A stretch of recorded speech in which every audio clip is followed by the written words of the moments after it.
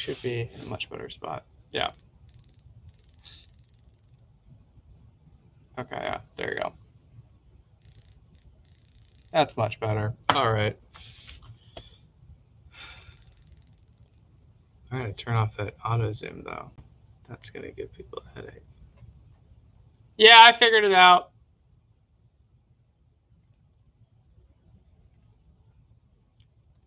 These are synapse.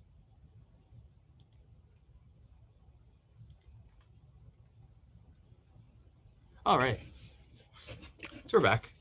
Should be a little bit better. Messed around with the settings of my camera. And now I can actually show the monk that I am painting today. Beautiful sculpt. It is a Bushido figure, which is a skirmish type game that is based on a bunch of feudal Japan, Indonesian clans fighting against each other. Phenomenal game. I bought it at Gen Con a number of years ago. I'm never going to play the game, but I spent a bunch of money on it. So I have these beautiful models. They are pewter, which is something I don't paint very often. So hopefully this goes well. All right. So that is just with the base coat of red. And what I'm going to do now is I'm just going to go back and I am going to mute myself real quick.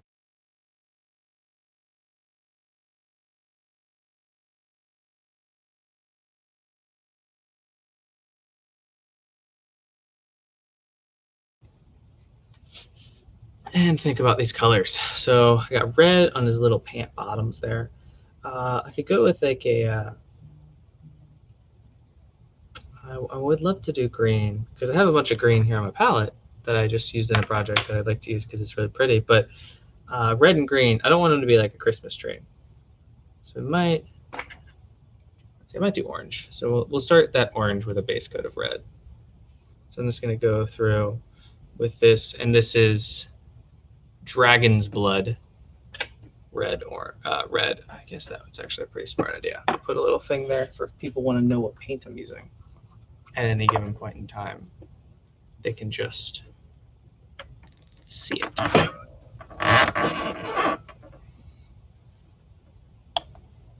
Dragon's Blood by Arma Painter. Phenomenal paints. Alrighty, now we're going to go through. We're going to get some more of him. Just kind of not really being careful with this, because this is, again, base coats.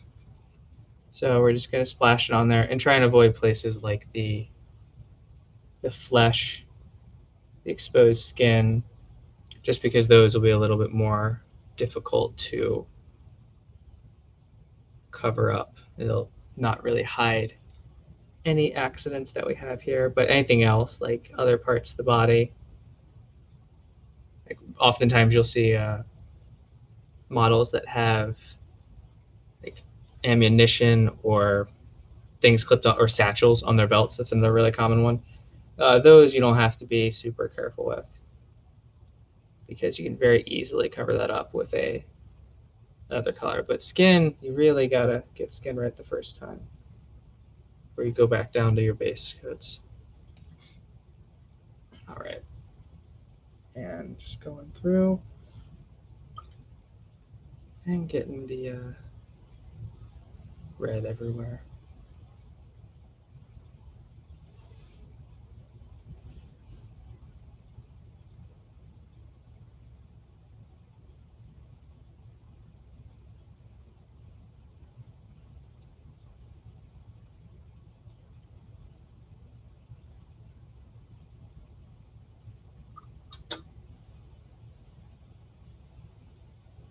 Keeping our brush damp but not wet, as well as not dry, because once you get dryness in your brush, it starts to split. You get all kinds of wonky stuff when you're trying to be precise. Just keep going back to the palette, getting a little bit more at a time. I didn't thin this down too much. Normally you want to thin acrylic miniature paints, but given that this is one, a base coat, two, it's on a wet palette, And 3, I'm keeping my brush nice and moist. I don't like that. Nice and wet. We don't have to worry too much about losing detail, which is why you always want to thin your paints. It's because people always talk about losing detail on the model, because you just clump it up and then you lose, like in this one, all the folds in her gi here and outfit. But you don't have to worry about that right now with this, the way I paint. Obviously, that's not always the case, but case by case, as with everything. Here we go. And oh, I just noticed she actually has this whatever's in her arm there is not just a glove. I thought that was a glove, but it is actually, if you can make it out here, that is elemental forces coming out of her hand, and those elemental forces are just going berserk. So that's really, really cool. I'll have to figure out a nice way to make that pop. Maybe like bright purple. That'd be pretty cool.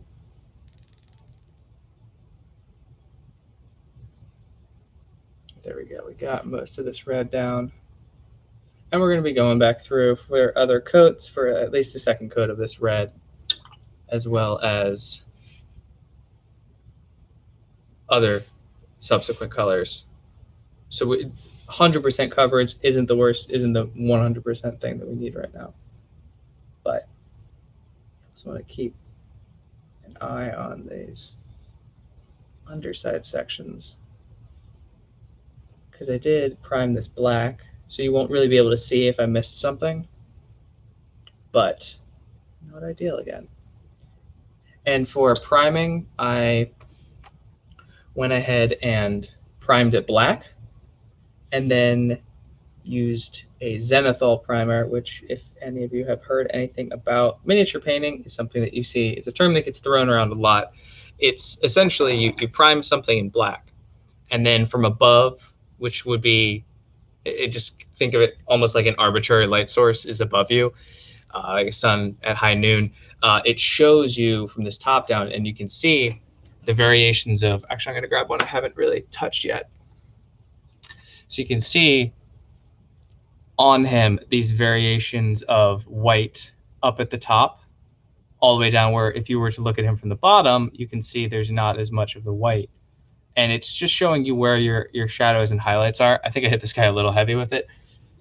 But that's usually a great place to start when you're doing model painting and you want to start working on getting lighting correctly done.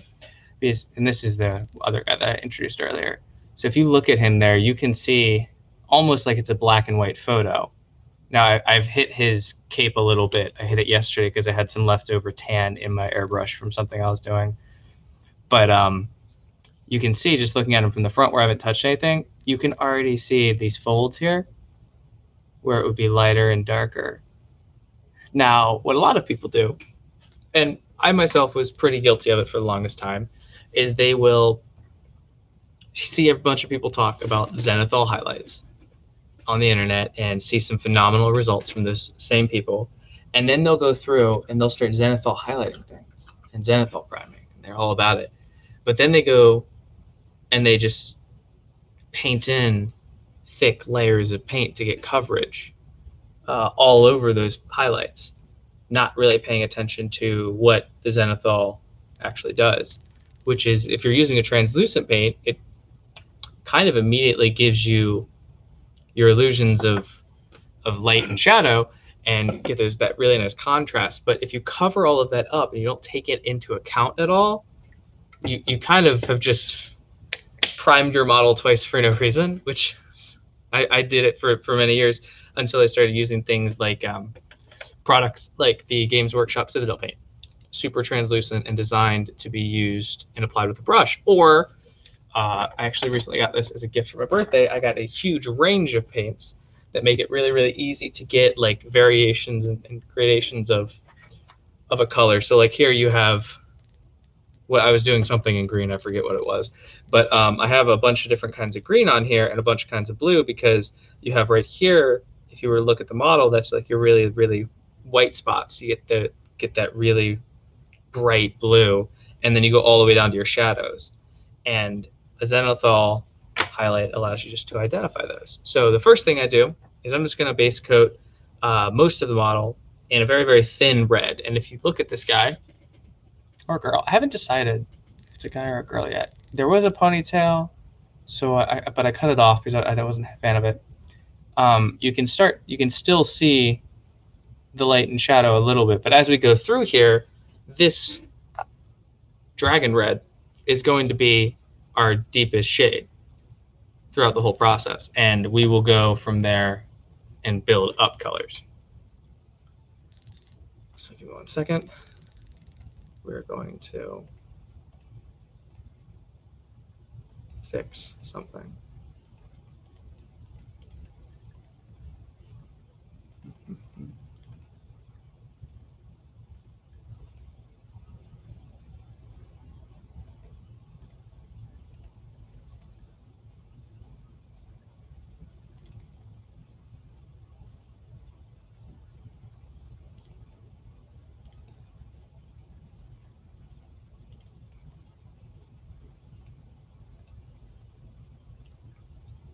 My camera keeps zooming in and out a little bit. I think I accidentally didn't unclick the auto zoom when I was messing with my camera in its settings. Synapse, this is the Razer camera. So if it bothers anybody, just pop it in the chat and I will restart the stream again. But for now, it's just doing it every so often. So as long as I don't move around too much. See, that was too much. It zoomed in and out a little bit. That's fine. So we'll just adjust it a little bit so it doesn't feel that it has to keep doing it. There we go.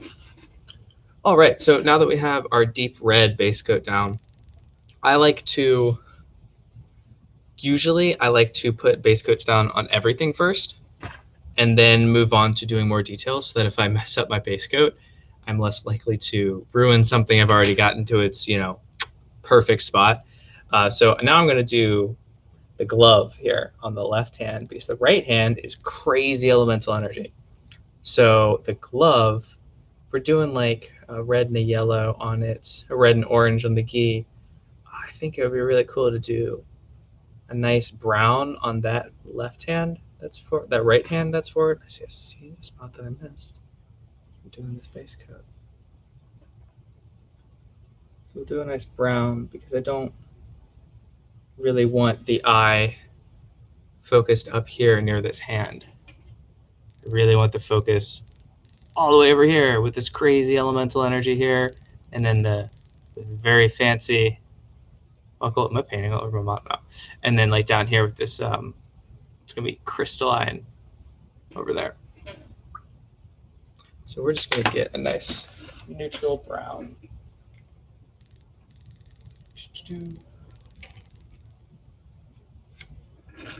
Pop that off and give it a good old shake. This is Terra Earth by Vallejo Game Color.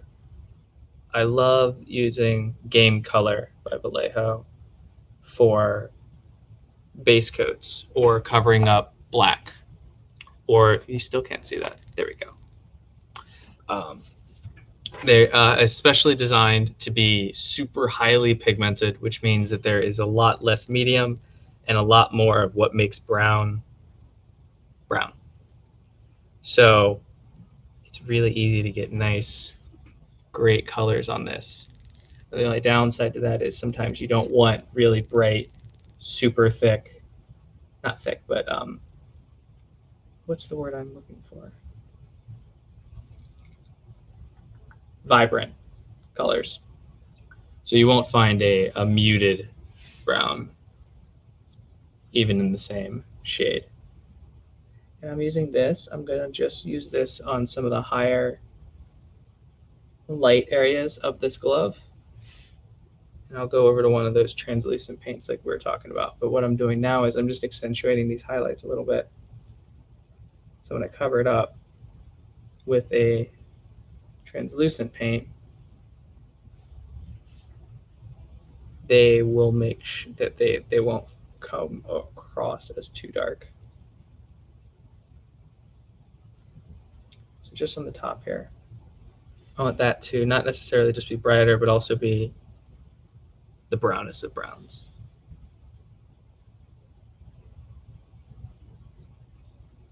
But with my zenithal highlight here, I can see where that is. Give him a light. All right, there we go. All right. You can see it's pretty well demarked. Has a pretty good demarcation here for the top and the bottom. The bottom I really didn't hit with much of the brown at all. And the top is Brown Town, or it looks a little bit gold, but it's brown. And from there, I'm just going to switch over to a translucent paint. So get out of here, Game Color, Terra. And we're going to use, so I have two go-to translucent browns that I like to use. One is called Gorgruntifer. It's a little bit more orange, which I like for this because we're going with the warm color scheme to juxtapose against the very cool crystals that we're going to have.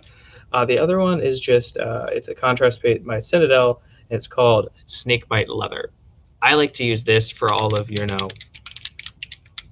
your old school breeches or something like that. So we're going to go with that first. And if I need to, I can swip. And actually, I'm feeling the Gorgruntifer. I'm feeling a little bit like a furry. So I'm going to close up my wet palette just to keep those paints nice and fresh. And I'm going to switch out my brush because, as anyone that's painted for any amount of time will tell you, the things like this, phenomenal products, they will decimate, and I mean just decimate your brushes. It will quickly absorb directly right through the ferrule and just kind of explode your brush. Now, don't get me wrong, like it's not like a dangerous product in any way, shape, or form, but it is not something you want to use your nice expensive brushes on. So I actually have over here to my left, I have a set of brushes that I like to use contrast paints with. Now they're not, half the time they're just my old detail brushes that don't have quite as big of a point. Because when you use translucent paints like this, you don't need a fine point. What you want is something that can really sink into the crevices. Because something like this product, which I'm going to keep shaking as I talk, I'm sorry if you guys are picking that up. Something like this is not designed just to be translucent, but also to fill into recesses and create a darker shade while spreading out over and even being more transparent on the lighter areas. All right. So this one you're not going to get a preview of because I have to continually go back to the pot. So it's Gorgruntifer by Citadel Color. And you don't want to spill this stuff. I did that once on a model and it totally got ruined and I cried. I didn't cry. I was pretty upset. These bottles do have a tendency to tip over, especially when you get the taller ones like this. They're very, very top heavy at the end of the day. And since the well is built in here into the lid, so you can see that little lip there, that's where I get my paint. You have to constantly, be going back and forth. And if you're a little bit clumsy one time, ooh-wee, bad day. And that model was a Necron something or other. I had him like in a beautiful spot. I was really happy. I just had done a brand new effect over all of them. I turned him into a sandstone Necron. And I hit him with that wash.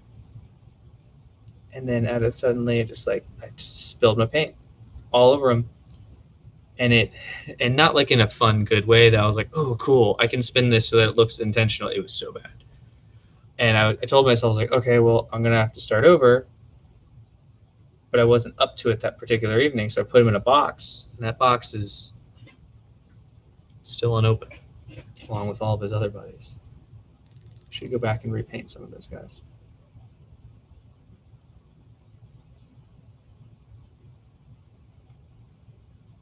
All right. And that was nice and quick and easy. This is just a tiny little spot. I'm just slapping this all over him, all over this little bracer here. Getting all of that. There's not a ton of detail here to really bring out with this, but kind of trying to get the paint to settle in between the fingers on this glove. Oh, wow, that stuff tastes bad. I'm in the habit of cleaning my brush with my mouth a little bit, especially when my point's getting a little bit weird.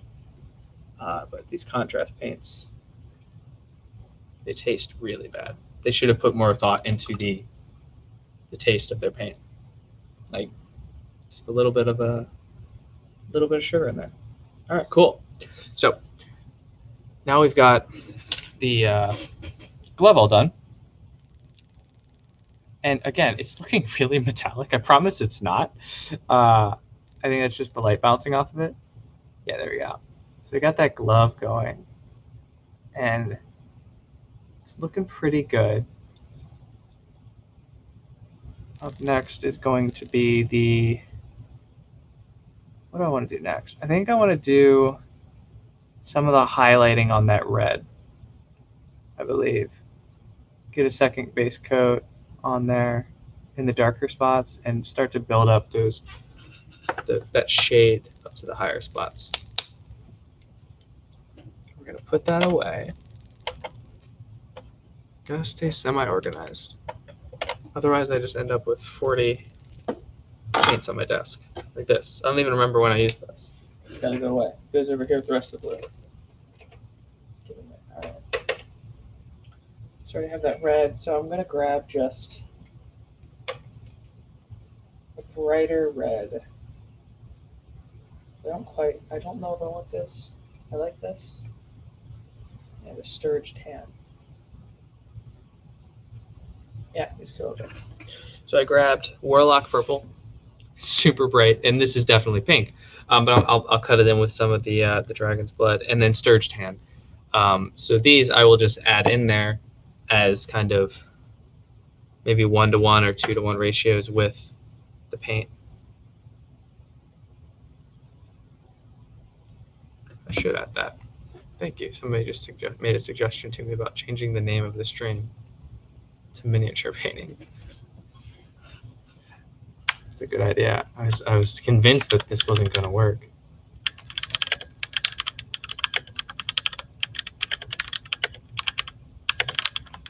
There we go. Is that going to let me save that while I'm live?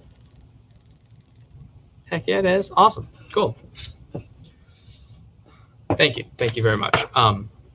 So what was I saying? Oh, yeah. We're going to cut in these colors and kind of bring out some more of that detail. Add in some light where there was once darkness. So I don't need my contrast brush anymore. I'm going to grab this. This one have a good point still. Yeah. And so when I do highlights and shadows, I like to start with the darkest of darks, which is usually your base coat. And then I like to add in my super highlights. So kind of the places where the light's going to be the brightest. And then start to just muddle it up as much as possible. Just really get in there and muck it all up.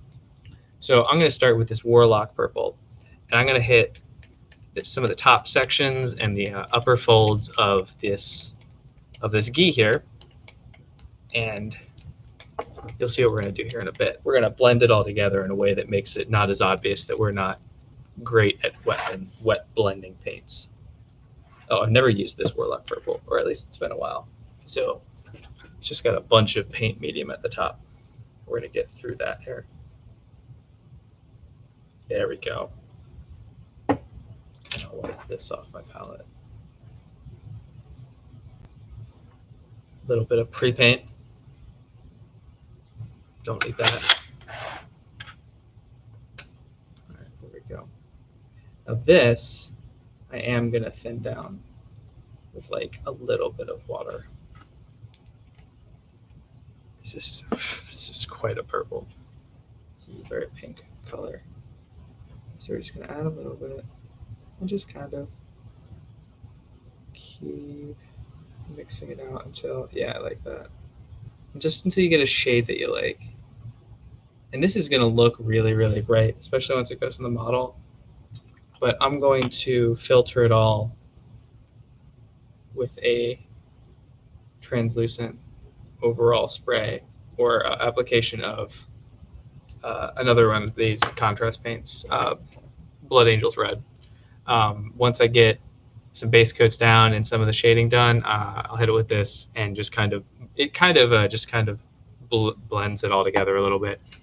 And ideally, in a perfect world, you'd just be like doing an airbrush with that. But if you don't want to whip out the airbrush every 10 minutes, whenever you finish up with something, or if you're in a case like this where you want to, have a pretty big variation in color and you don't really feel confident spraying, just popped it right off of my holder there, and you don't feel comfortable spraying it there without the overspray ruining parts of your model, contrast paints are a phenomenal way to almost mimic a spray paint on something this small. Not that big of a deal, but if you were doing something larger, you'd want to use something else. So make sure we don't have a lot on here. I'm going to get that a little bit thinner, actually. Add in, we're actually going to mix it a little bit with get a little bit of that dragon's blood in there. And clean off the brush.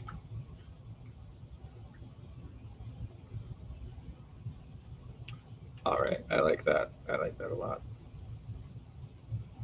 All right, and now we're going to start things like the top of the leg here. Still a little bit bright, but that's okay. You can always tone it down a little bit more. Top of this fold. Let's grab the top of that. Just kind of like looking down on the model. Just getting the color in there. Just in the top parts that you can see when you look down on it.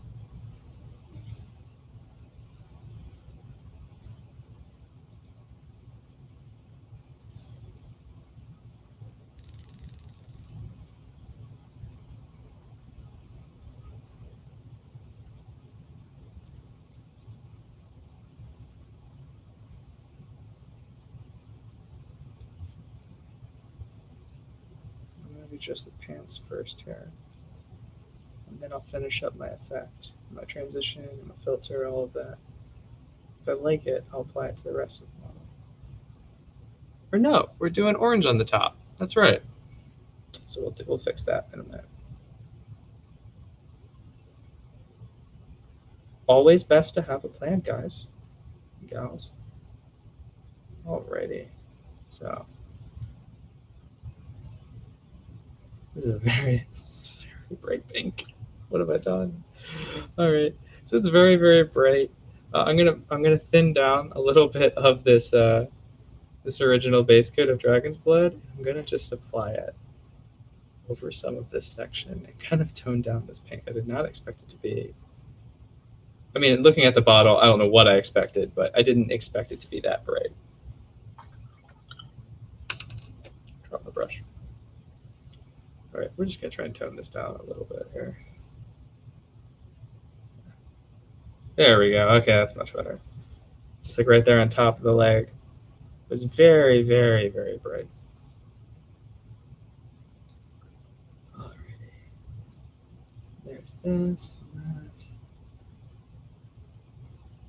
Alrighty. I just thin down this Dragon's Blood. Once we cover up some of this red, I'm actually really liking this. I might not need to mess with too much filtering or subsequent quotes. I'm really quick coats of paint. I'm actually really happy with these pants right now. The exception of that spot right there that I entirely missed with both the first and second layer of paint. Okay. There we go.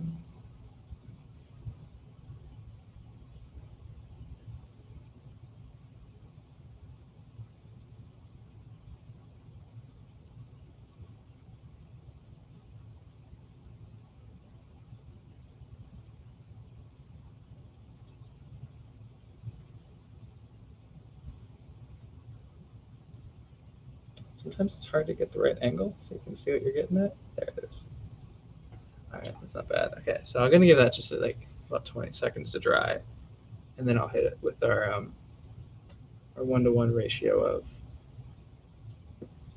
Warlock Purple. Ow. And Dragon's Blood. That should be fine. I didn't. It's not that big of a paint color. So we're gonna do just a line right down the back, the raised red, and then wipe it away because that's not right. There we go.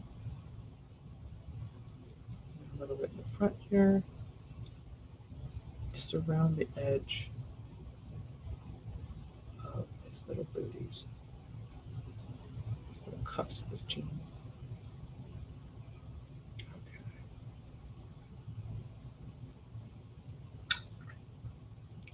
There's that, and then we're gonna hit it with a little bit more of our very thin Dragon's Blood. And the difference, again, as with most miniature painting things, these differences that we have every single time we do one little extra thing doesn't look like much, but by the end of it, it really all starts to pop. And the more you add to your model here, your end result's going to look better. So you might think, oh, well, what if I, just kind of paint the tops? I don't blend it in very well. Well, that's going to be really, really noticeable. Now, some other stuff might not be as noticeable, like paying more attention and giving a second, deeper coat to these mid-tone ranges like I'm doing right now with my, not quite mixed, but my translucents, my little bit more brighter mix here won't be as big of a deal, no, but it'll really bring it together a little bit more at the end result, which is what we're going for.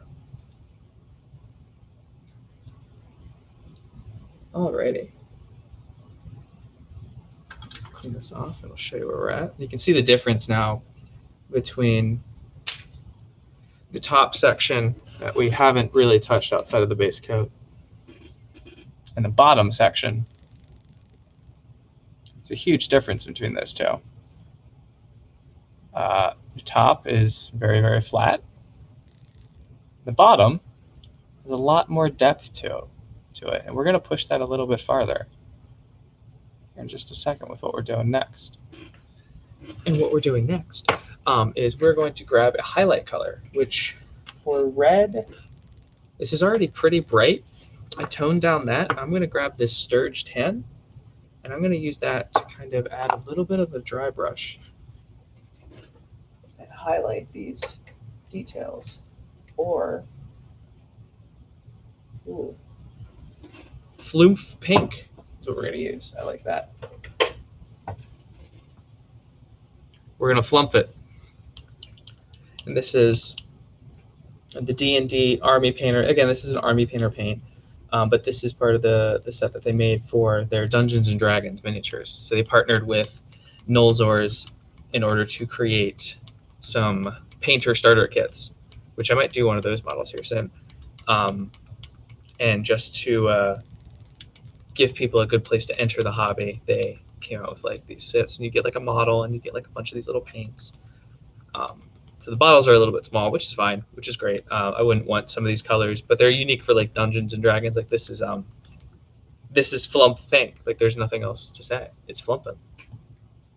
All right, so we're gonna grab that, and I like that. Yeah, okay. We're gonna put a little bit on our palette here, just a little.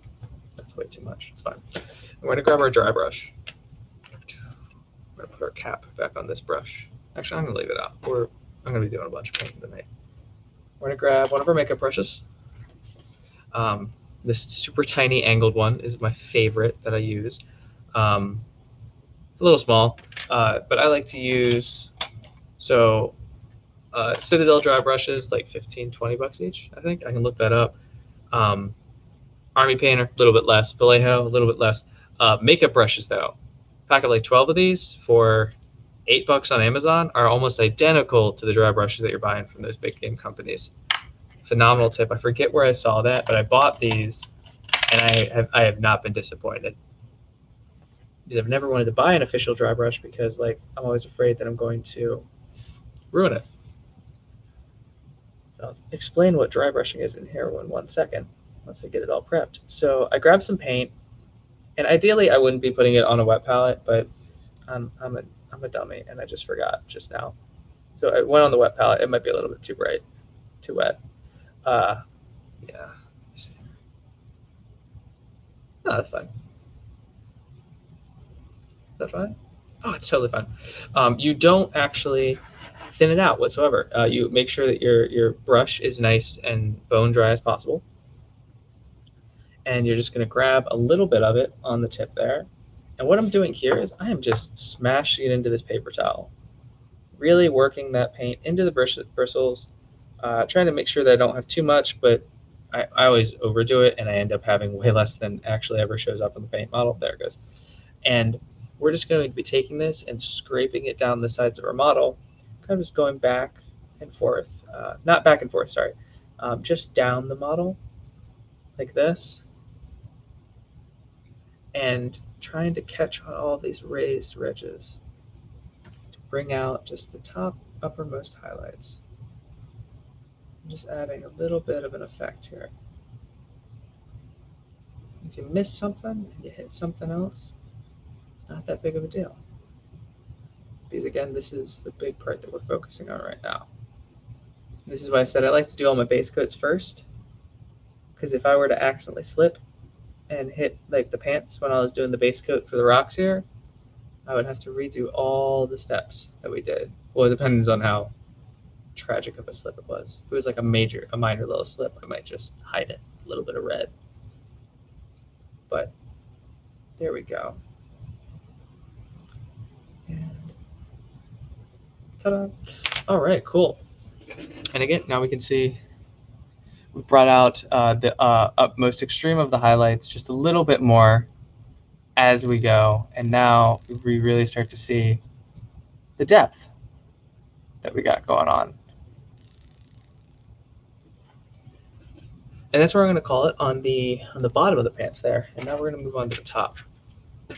What do I want to do for the top of your pants? I had a reference photo that I was using for this. I looked up something. So give me 1 second, and I will be right back.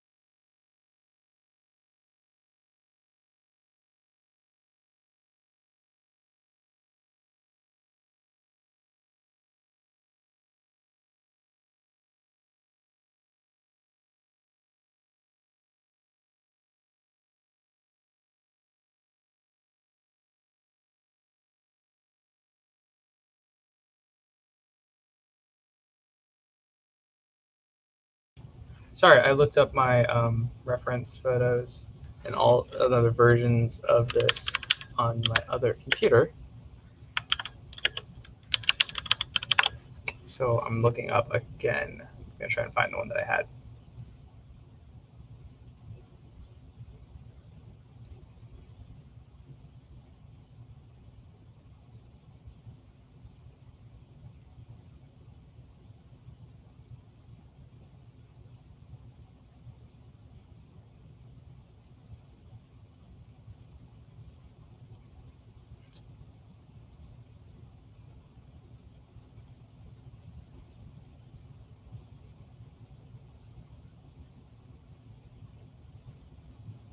Alrighty, let's see if I can figure out how to share this image with everybody. Live chat. Nope.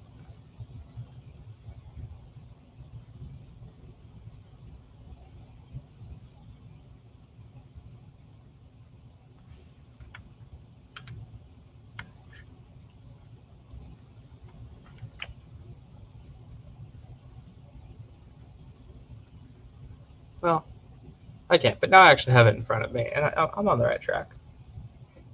I'm on the right track. I like that. All right. So I'm gonna go a little bit brighter on the top here, and the way I'm gonna do that is I'm gonna probably do orange or yellow. I like to usually start and tell myself that I'm gonna paint things yellow, but I'm not gonna paint it yellow. It's probably gonna be orange. Yellow is a stupid color in painting miniatures.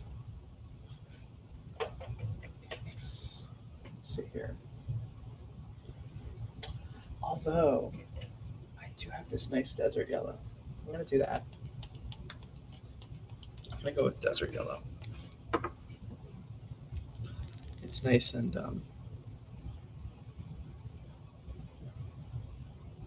nice and neutral color here, and I can make it pop with something crazy. I'm gonna throw in some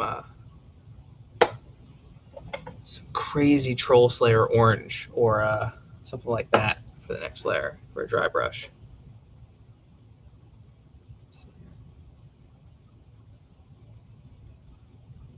Oh, oops.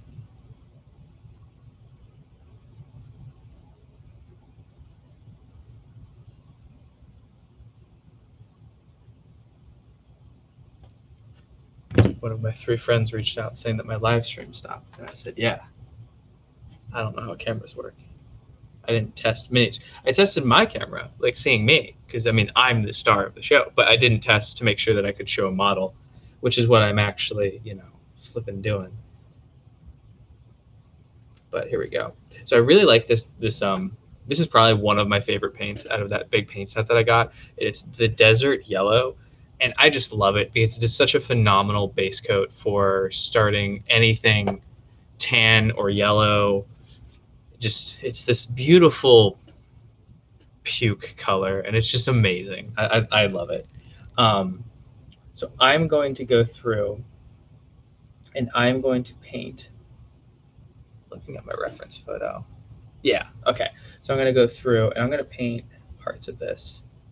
And this is where you want to be just like a little bit more precise because I'm trying to get this to look a certain way. Now, I'm going through and I'm painting just the non-bordered sections of this key. Just be careful around my borders, and definitely be careful when getting my brush into these tiny cracks and crevices. Because another shade of red isn't going to show up too much, but if I randomly splotch yellow on something, I'll have to go back through and repaint it.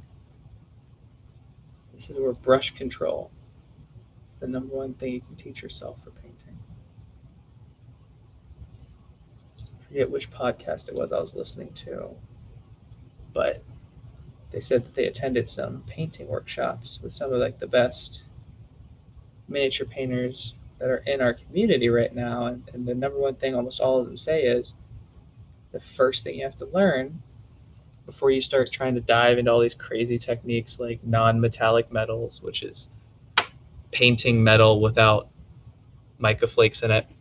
So most metals, and I should explain that because I think everyone watching right now isn't as big of a miniature painting. If you take a metal like this is a gunmetal, and it's actually got. If we were to pull it up and put some of it out here, it looks like metal because it's more than just gray. It's gray with a bunch of tiny metallic flakes that start to reflect that metal, and it's a great effect. I think it's genius that somebody came up with that. However, non-metallic metal, I don't know why I wiped that off because like now there's just mica flakes all over the front of that. You can see how shiny that is. So that's all of those. So all of the pigment I've wiped away, but all of those tiny little metal flakes are still on there, just a little bit. So it's really shiny. Non-metallic metal is making something look like metal without actually using any metal in the pigment or the paint. So like optically telling the brain that what it sees is metal by doing highlights and shades. And that's just one of the techniques that everyone always talks about, is how to be a better painter, like learn something like that. But this guy that they were talking to says, no, the first thing you should ever learn, and the one thing, once you figure out this, you'll never have any issue, doing anything else in all of painting, because after that it's just theory, and that's brush control. Knowing where the point of your brush is and knowing exactly how to get the right amount of paint in the right spot, which would seem like a really, really simple concept. When you start messing with things like consistency of paint, multiple layers to build up colors, transitions, that precision is so, so important. So once you've learned that, you got a good system in place, everything else is just great. It's just looking up a tutorial online or just messing around with it yourself and getting it to go. Actually glopped up some details there. Oops. Gotta thin this down a little bit. There we go.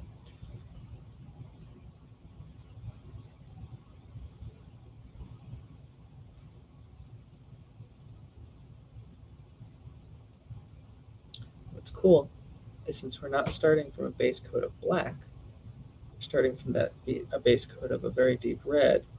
It's actually, this yellow is actually showing up as I put it down, which is one of the issues and why yellow is notoriously difficult to paint with. And I'm trying to avoid the cross part of his gi a little bit. I'm not being super careful with it because that's, there's times where you need to be careful, but there's times when like it would just be a little bit helpful later if you are, because I'm going to be painting that as an accent color later. Except for right there where I deliberately only painted on it instead of the actual cloth part of his gi. Like a doofus. But we're just going through. Get this yellow on there. Let's paint. It isn't going to look like one solid coat. Yellow is one of those colors that you're definitely going to need a couple of coats to really get a nice solid flat version of it. And probably going to do 2 coats of this all over this section. I would do more if this was like my final color or if I really needed it to be solid.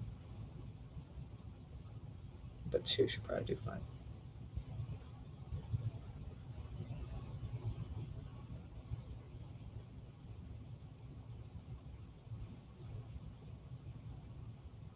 Oh, I was talking about brush control. So the number one thing, because I actually have, believe it or not, I have extremely shaky hands.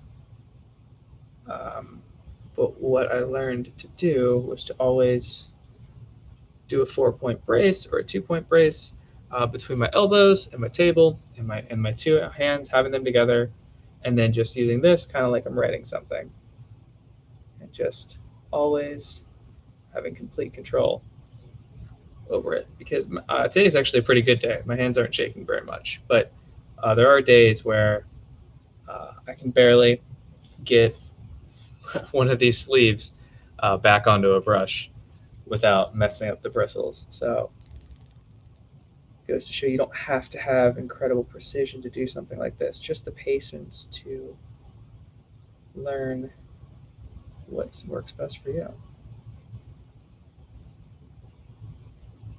Getting close to the end here.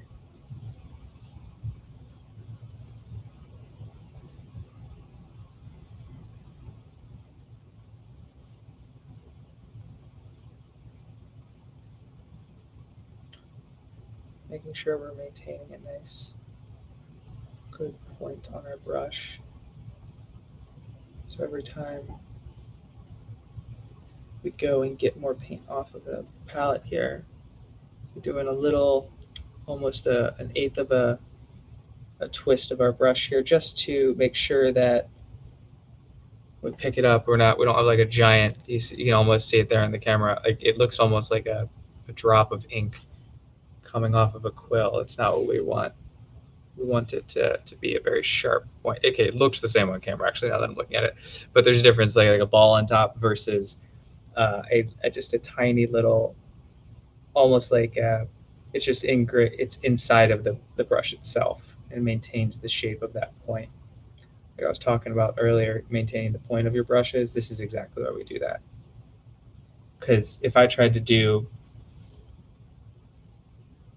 this same painting precision with a brush like this that is, because when you first start off painting, you buy brushes like this. They're super tiny because you're like super tiny model, super tiny brush, right? But this is actually almost flat on top. I use it as a dry brush. Because all the bristles are bent off in all kinds of crazy directions. And because since it's so small, paint got up into the brush itself and dried in there. And then it spread apart the ferrule of the brush. And now it doesn't have a point, so it can't really be used for anything precise like this. So I started buying these bigger brushes that have these nice long bristles. That's what I'm looking for, not ferrule. These nice long bristles. And that way I have a lot of wiggle room in case, I get greedy and I try and go to the paint palette too many times without cleaning my brush off. Let's see, I'm trying to help one of my friends find the stream here. Oh, no, I'm not. I lied.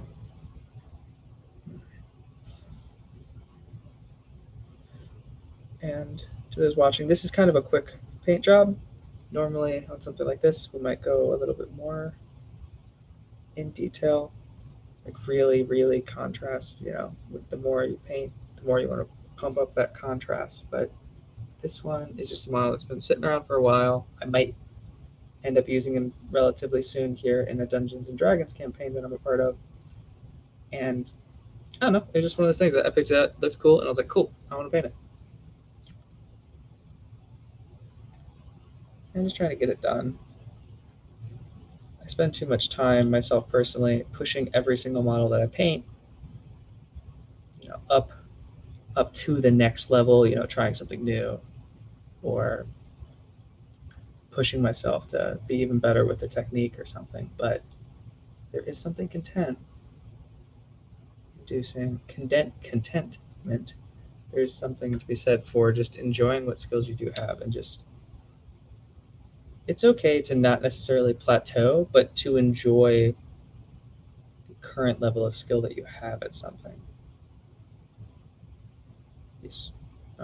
3 or 4 years ago, when I first started painting models, or I think it's been a while, I would have killed to be able to paint as well as I can now. And I could have spent hours and hours and hours and probably still not have been able to do it. But now, this job that I'm doing right now, kind of almost on autopilot when I'm trying something new, like here on YouTube, is incredibly easy. And I didn't attend workshops. I didn't buy crazy equipment. Like, I bought some other stuff to make my life easier, like an airbrush, but nothing insane.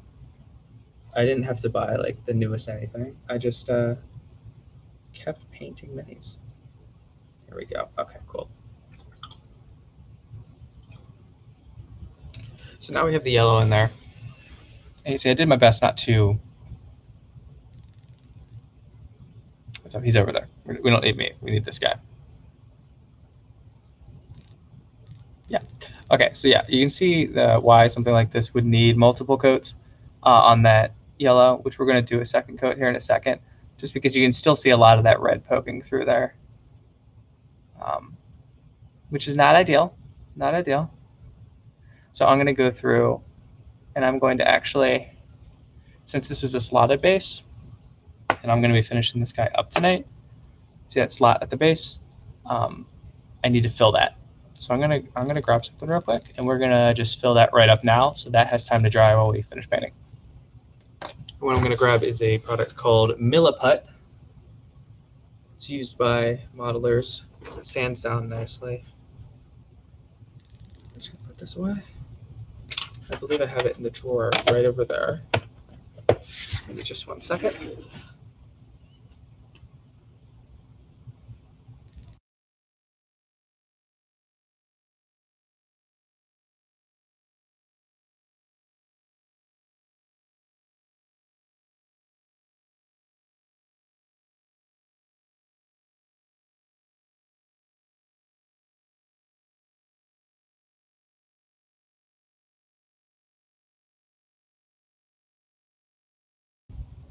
There it is. So I'm going to use this. I'm just going to fill in that gap. I'm going to use this paper towel. That's fine. Or no, that's why I have the tissues on my desk. So I like to use the paper towels when doing painting and stuff. When I'm doing like semi-messy things like this, I just have some cheap as heck toilet paper that I have right here.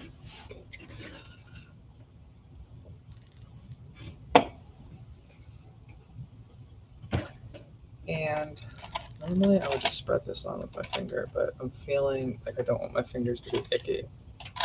Because since I'm live streaming, I can't just go upstairs and immediately wash them. Ever since I was a kid, I just don't do well with like stuff being on my hands. I'm gonna use a little Q-tip. Plus, this isn't super precise work, so I don't need to be super intent on it. So being careful not to touch any of the parts that we're waiting to dry. Adjust our light here. And I'm just gonna fill in this gap right here. Probably just from the bottom, I'm thinking. Because it doesn't need to be doesn't need to be, I just want this hole gone. So I'm just gonna do that. So I'm gonna grab some of this. And this is Tamiya putty, basic type. We have multiple types. It's just this gray globular glue. So I'm just gonna squeeze a little bit out there. I would say like be a little bit more careful, and you don't want to waste a lot of it. But I use so little of this stuff. I bought this one tube like a year and a half ago, and I don't use it very often. I should use it more. But just gonna grab my little. This isn't a cotton swab. It's very specifically not. It's like a you find them in the plumbing section. They're not quite as fluffy as normal cotton swabs. So we're gonna grab it, get it just a little bit moist. We're just gonna grab some of that stuff. I think I'm gonna need more. And I'm just gonna shove it in there.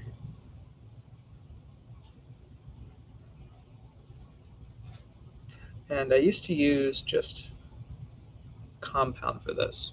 Yeah, I immediately just ruined all of the. Okay. So get that directly out of the tube. So I'm gonna put it on my tissue here, and then I tried to pick it up with the Q-tip here, or the cotton swab. I immediately just smeared it all over the toilet paper instead of actually getting any of it up. I used to use plaster for this, just like drywall compound, but this is just a little bit easier. Comes in a nice little tube. You don't have to worry about it immediately going bad or taking hours to dry. Like the stuff that's over here is already pretty dry. And then, since this is the bottom of the base, I don't have to worry about being super clean. I just want to make sure that I don't have any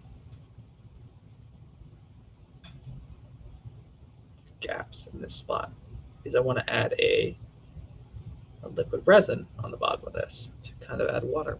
And if I don't have a nice good seal, all it'll do is just leak all over everything.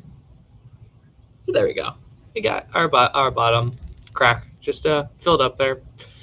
So I'm gonna leave this on its side for just like a minute.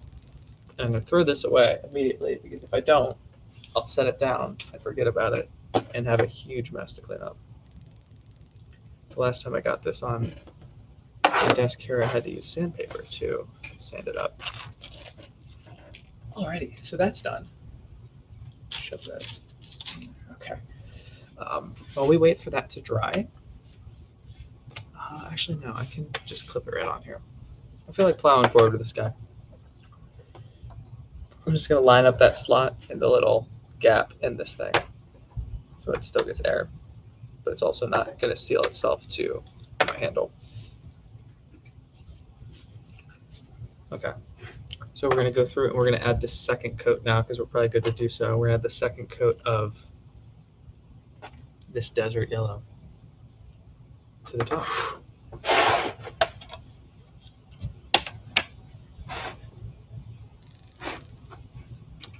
And this one is going to go over a lot smoother. We'll wet your brush first. Oh, that's bright. That's pretty bright. There we go. All right, we're going to go through, and this quote's going to be a little bit faster, just because we're not trying to cover every tiny little inch. We're just trying to balance out those colors a little bit.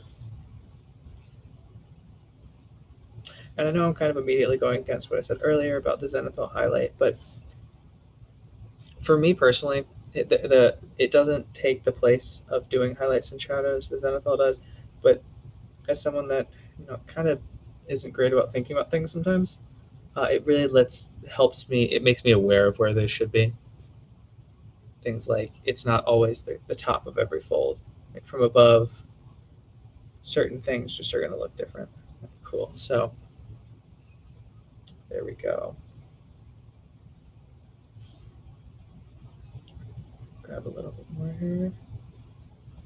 There we go. Get your armpits.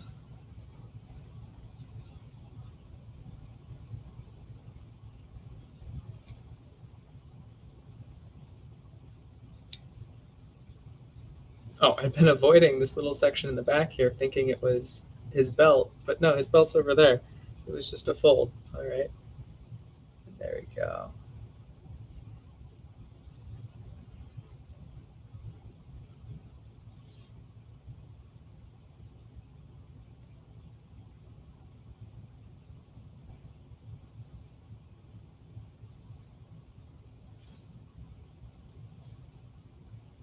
I have this nasty habit of uh, flexing my calf muscles and going up on the tip of my toe while I paint. It's actually causing me a lot of aches in my leg while I'm sitting at my desk here. So I have to constantly remind myself not to tense up my legs because you're trying to keep your hands loose. So your body's like, well, I have to be tense somehow. I'm just going to go ahead and flex these calf muscles for like minutes at a time. I'm helping, right? So I always have to remind myself to do that. Here we go. Second color coat, like I said, much faster. I think we're pretty much done here, up here in the collar now.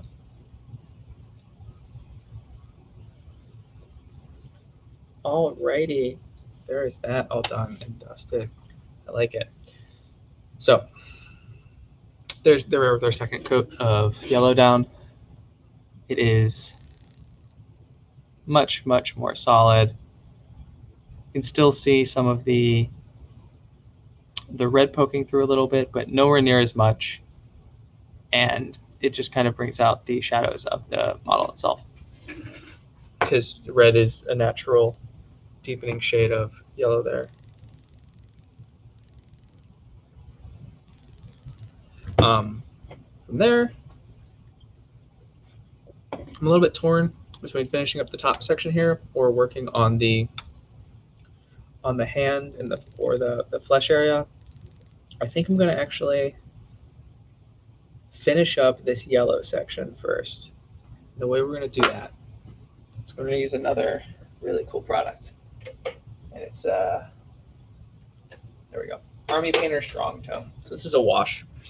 For those of you unfamiliar, a wash is a paint that is basically just a very super thin paint that is designed, like the contrast paints we used a little bit ago, to sink into the recesses of detail to kind of darken them enough so that they come and they become more visible and flow over the top without affecting the color too much.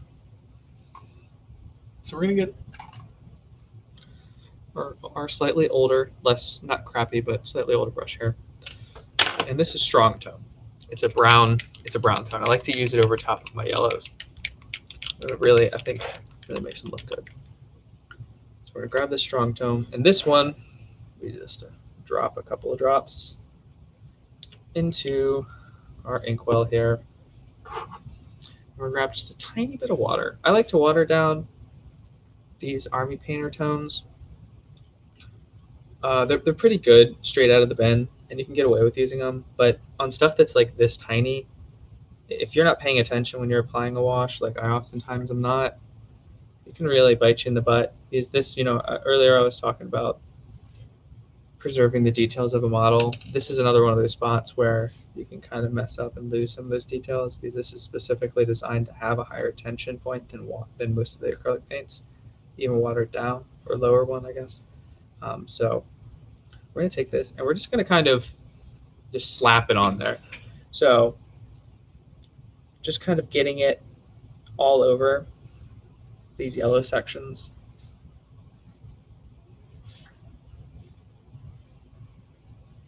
Just like that. This is a one coater product for sure. You'll see what I mean. Now this is going to take a bit to dry, so I'm going to show it now. I'm not going to mess with the yellow part as much as I can help it. And you'll see, because right now it does, when it does dry, it does contract a little bit. So it's going to look a little like it's covering a little bit more. It's a little bit thicker in some areas now than it will later. But we're good. We're good. Okay, well, we're not good there, where I just splashed a ton of it on there. Zoop. And if you ever accidentally apply too much wash, you can just soak it back up with a brush. It's designed to not be as drying capable as most paints are. Okay. And there we go, we're done. I'm gonna show it now. I'll show it again in a bit when it dries. Work with my hair. There we go. So you can see where it kind of filled in all those details and those gaps, and really just kind of added a layer of depth. Now right now it's super glossy because it's all wet, but yeah, he's getting there. He is getting there. All right, next we're going to touch up. We're going to go with his skin. I'm loving this barbarian flesh, but I want to try out this elven flesh, and this is a perfect time to do that.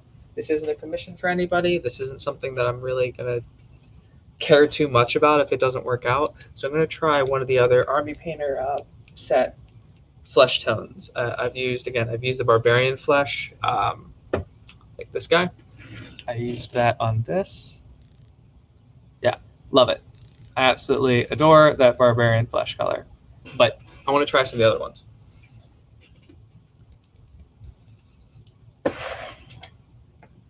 So this is elven flesh. I wonder what's going to make it elven. It's very... what color I would call this? It's like in between yellow and orange. Well, if it's yellow and orange, it would still be orange. It would just be a different shade of orange. But there you go. Get some of that down. Alrighty. This is where we get the precision painting in. Let me grab that. As fine of a point as possible. We're going to start tracing out all of the places where the flesh is going to be using just the tiniest amount on the tip of our brush. And yeah, we're going to go back to the palette a million times, but I prefer going back to the palette a million times than repainting anything once, ever. Because no, I'm not going to ruin anything, but I don't like redoing things that I've already done.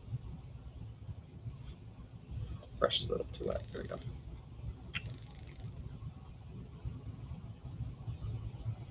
Okay, okay. I see this. So putting it on here, I see what the elven flesh is going for here. The elven flesh is definitely elven flesh is definitely more of an Eastern Asia or Islander flesh tone, whereas the barbarian is kind of your stereotypical Anglo-Saxon heritage or European descent flesh. This has definitely got a different vibe to it. So cool. See what I mean once I finish getting this base coat in on the face. Again, trying my best not to ever touch sections that I've completed, especially ones that have a wash on them. Because if I were to accidentally touch that part, that would just put that strong tone on. That wouldn't be good. It would just come right up. Oh, well, now my finger's blue. Alrighty. I always do the same thing when I'm painting faces. I start with the forehead, and then I work my way down both sides of the face, and then I realize that I haven't quite cut in the eyes right yet, or the cheeks. And then I stress out. So I'm like, it's too much detail. I'm never going to get in there. But you just do it. You gotta Nike that shit. Just do it. Alrighty. So I'm gonna turn it upside down here so I can get to the bottom. That's underneath the chin area. Again, really shaky hands right now. I know the caffeine doesn't help as much, but a little bit. I find steadies my hand just a tad.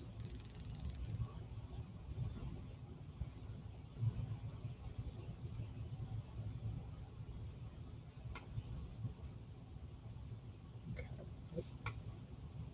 I didn't do our eighth of a turn. I had no point. Okay. Oh wow, it's a little horrifying right now. It's going to require a second coat, which, considering how lightly I did the first coat, how thin it was, I'm actually just going back through the face right now and doing a second coat immediately.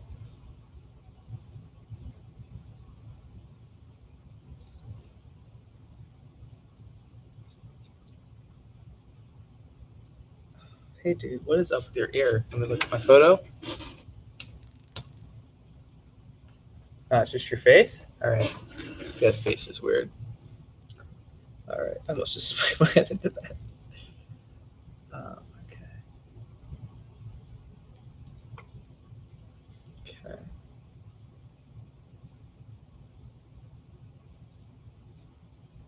Alrighty, we're getting there.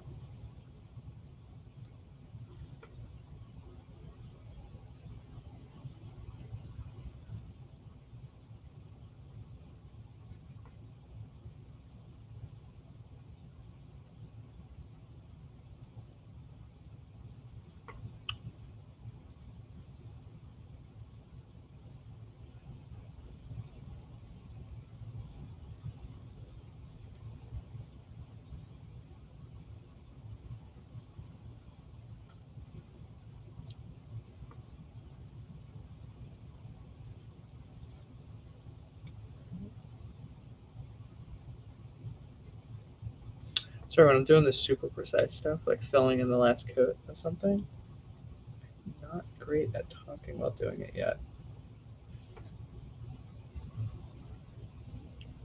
We are almost there, guys and gals. Alrighty. Okay, I said that already in a conclusory way, a little bit too early. Ignore that. I'll be back in a minute with the second one.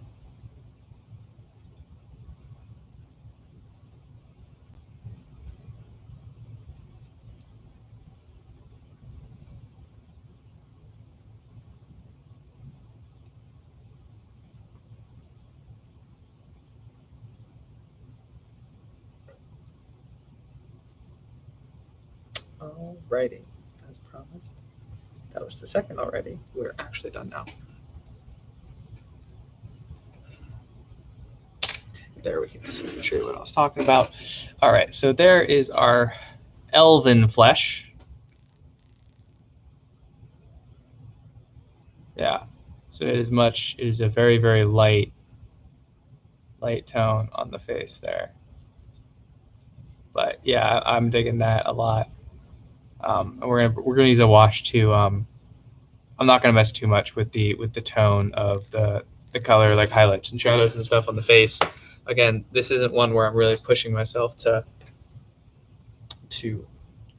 go above and beyond in every way, shape, and form. This is just one of the models I saw. I wanted to paint.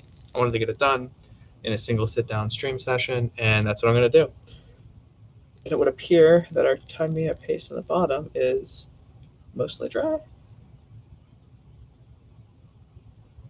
Nowhere near dry. Working on it. Okay. So I have the base coat down on that. I'm going to do the hair next and the base coat on the other arm. So we've got that really cool effect of with the with the arm, and rather than try and paint the flesh now and then fill in that really cool effect afterwards, I'm actually just going to do the effect now and then fill in with the elven flesh. So what color do I want to do that in? So I got like a really cool blue thing going on with those rocks. Let's see. That's an idea. All right.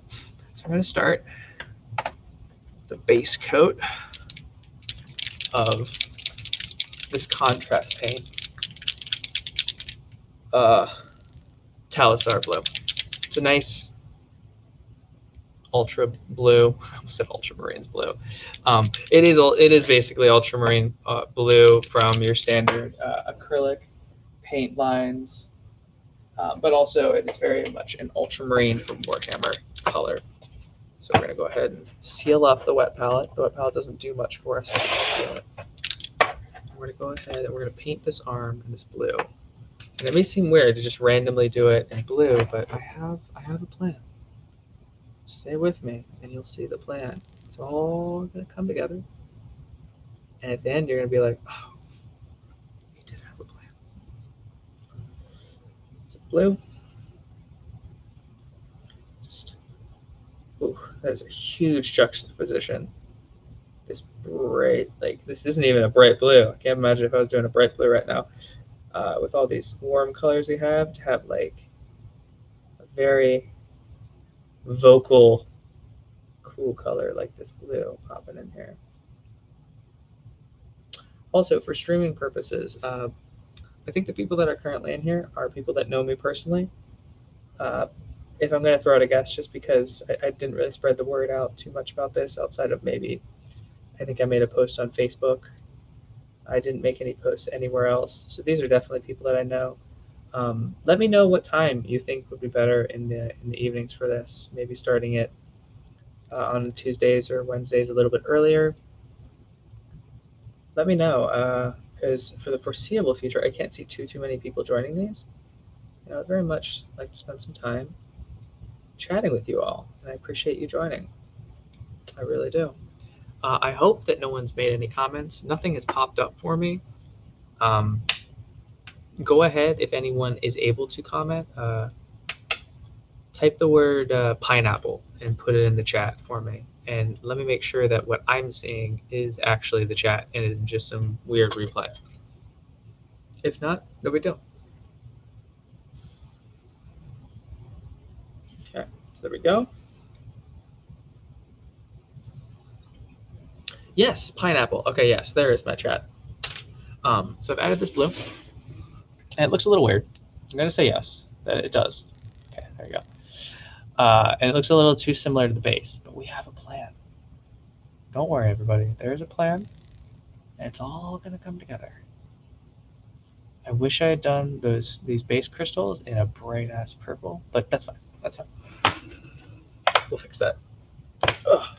Okay, so that really needs to dry because the next thing I'm going to do is a dry brush, and I realized that we never painted his little crotch guard. It's got to get that. Those are like so important. So we're going to get a very bright color because you really want to draw attention to the core of your body, and you want your opponents looking at your bling around your waist instead of your huge elemental fist hurtling at their face. So we're going to use some greedy gold. And we're going to use some mithril silver. Yeah, mithril silver. Oh, hi. We've got Jason. We've got Oriana. I believe the third person on the stream was my mother earlier. Because I did hear her. She texted me when I said my camera didn't work and that I was going to go fix it. So hi, you two. Okay. So the first thing we do, greedy gold. I'm going to get greedy and try and just put this on. This is something that you would normally want to build up with a different color, but I am feeling greedy, and I think this greedy gold is gonna splooge everywhere. Oh no! Oh no! Oh no! It just starts leaking everywhere. It's fine. It's fine. It's fine. Okay. There we go. We're gonna put a little bit on the palette there. We don't even need that much. Okay. Don't put the lid back on the palette immediately. All right. So we got that on there. And then we're going to add some mithril silver. And I'm only adding this mithril silver as a backup plan if I don't like the way the greedy gold looks on the whole of his little belt waist thing. I'm going to need to get up to get a new paper towel here in a little bit, but we're fine for now. Okay.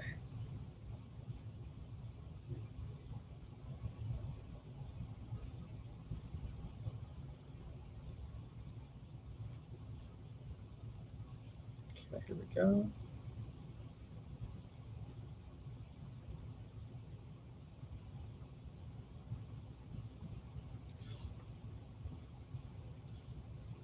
Okay, that's looking pretty good, actually. Yeah, that greedy gold went right on there. It was not greedy of me to ask for that to go on in one coat. I'm actually going to touch up something else I just saw with the red here.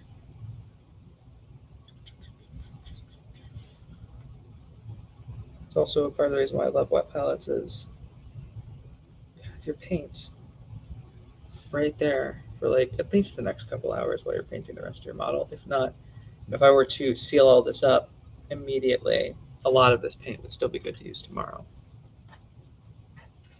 Okay, there we go. Boom. So that actually went on just like a fucking dream. Yeah, so we got that right there, and we're gonna add one of my favorite techniques, which is a base coat of gold covered by some Gore-Grunta.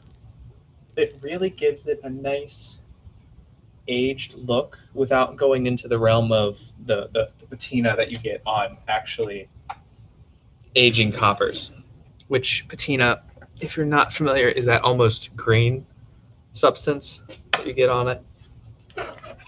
But I like the look of copper that isn't necessarily aging and like from disrepair or like neglect, but like copper that is just, it's been a workhorse all its life and it's going to keep doing its thing. Just leave it alone and don't steal it out of that abandoned building. Okay, so we're going to grab our Gore-Grunta. We're going to put our Talassar blue away. And we're going to grab Gore-Grunta. Now, I will say, I want every single Games Workshop contrast paint. And this is exactly why. Is because as a product, I believe that they can be used as a crush. But when you're using them to the extent that I do, either for like quick shade effects like we're going to use now, or just to kind of like get a good foundation like we did on the hand there, contrast paints are so much easier than any other thing that exists. I have probably close to 3 dozen right now, or maybe 2 dozen. I can count. Wait. Oh, I only have like 18 of them, and I think I use these. I actually grab these individually more than any other product. And I believe they have like 30 or 40 of these out now. I need to pick up some more. But so we're going to add this just right onto there. We're going to cover the whole thing.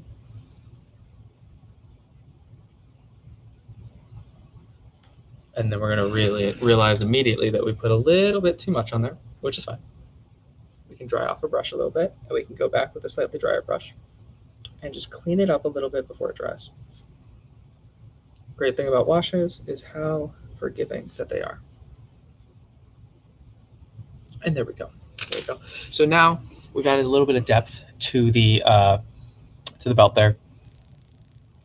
Just to that could have been a jewel there in the center, and I might go with another color and add that in there. But I like the way that looks there now.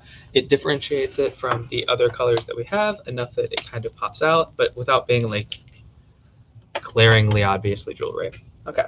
So now I'm going to look here and I'm going to see if my contrast paint has settled enough for me to do what I want to do with it here. And the way I'm doing that is I'm just going through and I'm trying to mess it up. So when you still have a paint on your model and it's not quite like that Gore-Grunta fur that I just put on there, if I were to start touching it, it would actually streak away in sections. And this paint up here on the top does not appear to be doing that. However, we do have a cat hair right here.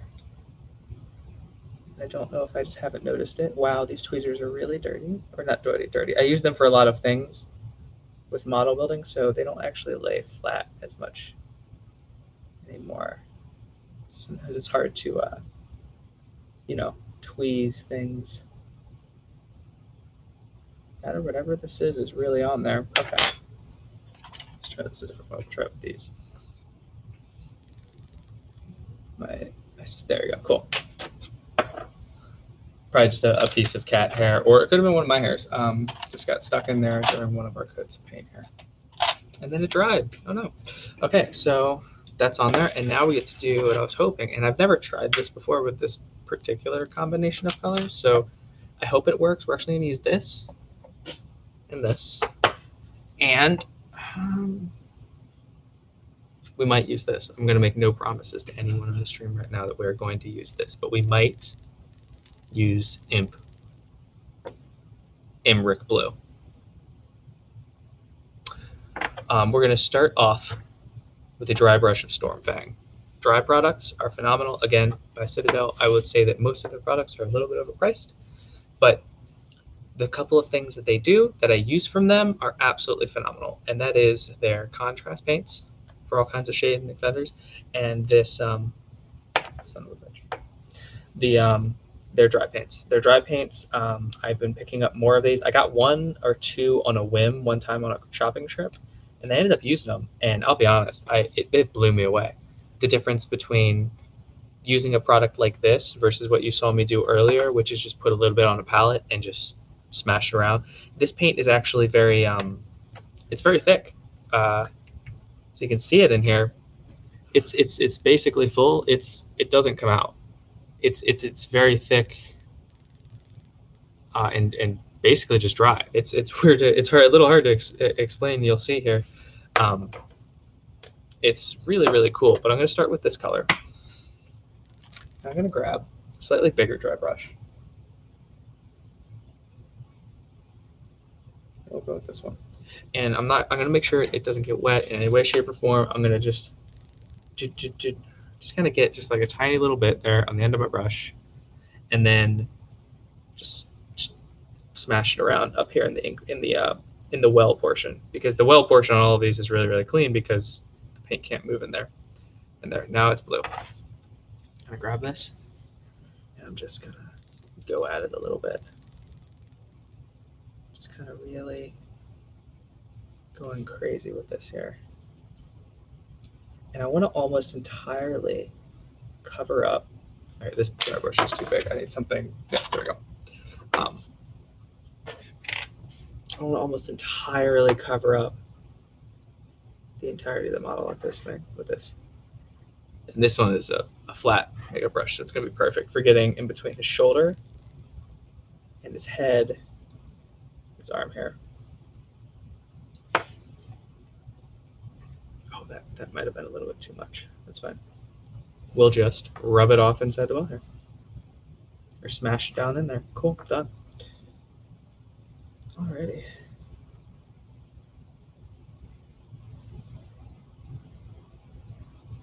I want to get it almost. Okay, cool. So now I'm going to show you what this looks like. Now what we have done. Now you can see from just a plain blue, we've really cranked up the highlights there on this to 11. And it's really starting to look a little crystalline, almost with that comic book inking style. And the next thing we're going to do, and so I've done stuff like that before, awesome, is I want to add some of this dry helium green. I see a lot of posts with people using this stuff on the internet, so on and so forth, but I haven't really gotten a chance to use it myself. My Dark Eldar army is sadly not in a good spot right now with the current units that I have, so I don't have a ton of motivation to paint them, and it would require changing up my color scheme quite a lot. And I found a color scheme for that army that I absolutely love. And this color was kind of specifically designed for their faction. Right here, I'm just making sure that I don't have any more of that Stormfang on my brush. Not because I care for this, but I want to make sure that I don't corrupt my Empyrean green. Hyperion, Hellion green. So you can see it's a really cool color. It's almost glowing. It's really, really bright. I absolutely adore this. Okay, so smash that around in there.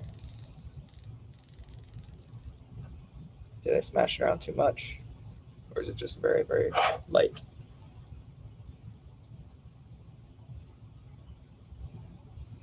I don't think I think I might not have gotten enough there. Okay, cool. So I smash it in there. There we go. Now I smash around in there. And that might be a little bit too much. Oh, that's very bright. That's a lot. Okay, we're gonna smash it around here a little bit. Okay, cool. Now we've got our Hellion green on loaded up in there, and we're just gonna. Oh yeah, I love that.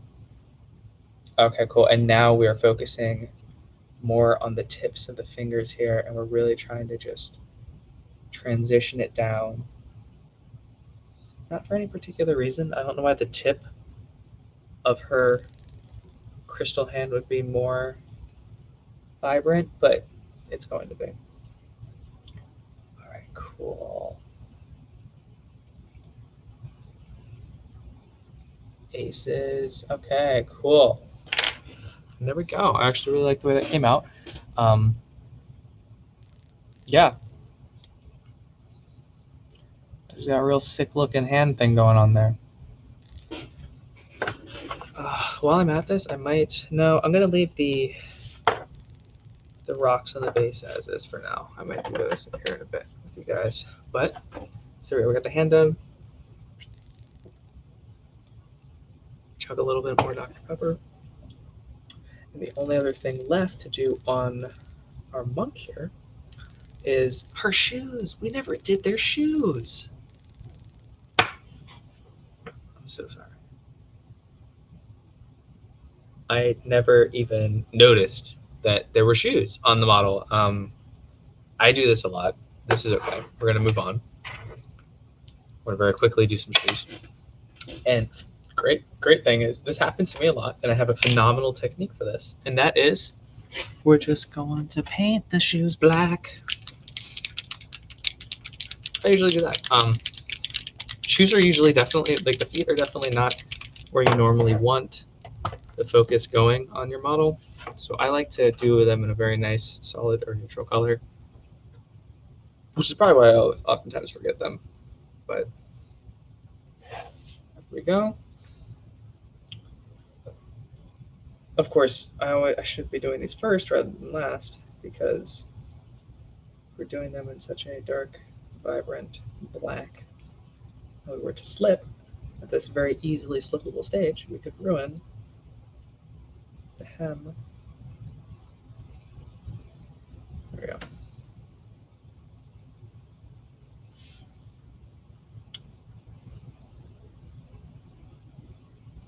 Okay, boom. Bosh, nailed it.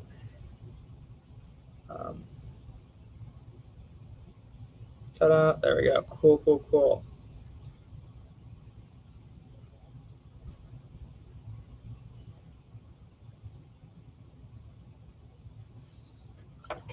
Right, now we've done the shoes. It's fine. Okay. Next, I'm going to add a wash to the flesh here. And then we're going to wrap up the base. Okay, so I usually like to do a wash for flesh just because I'm not a huge fan of getting in those details. I've done it a couple times like I did on this Barbarian. Really great.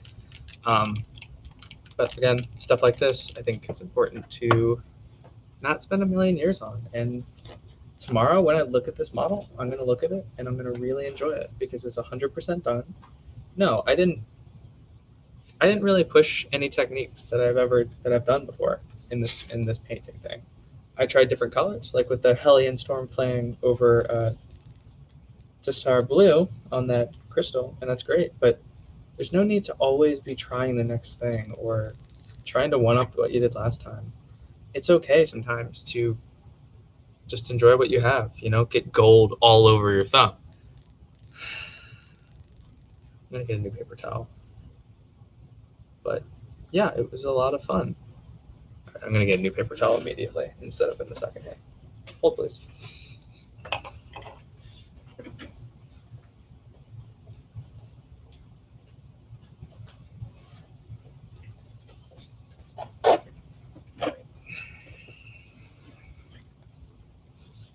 Okay. Well, at least the paint was dryish. I'm gonna go ahead and we're gonna dump this out. Get new water. I'm just gonna fill this up. I don't like doing that like that. Just changing out our water here. Okay. Okay. So, flesh wash, standard. This is Army Painter Quick Shade Flesh Wash. I usually prefer to do people that are in like power armor or like futuristic sci-fi something, or I hate flesh.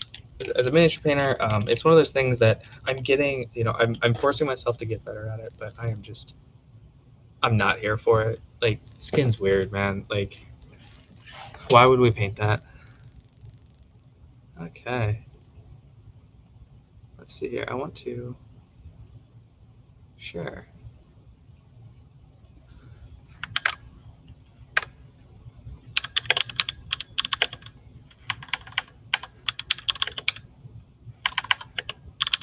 I am still alive. Okay.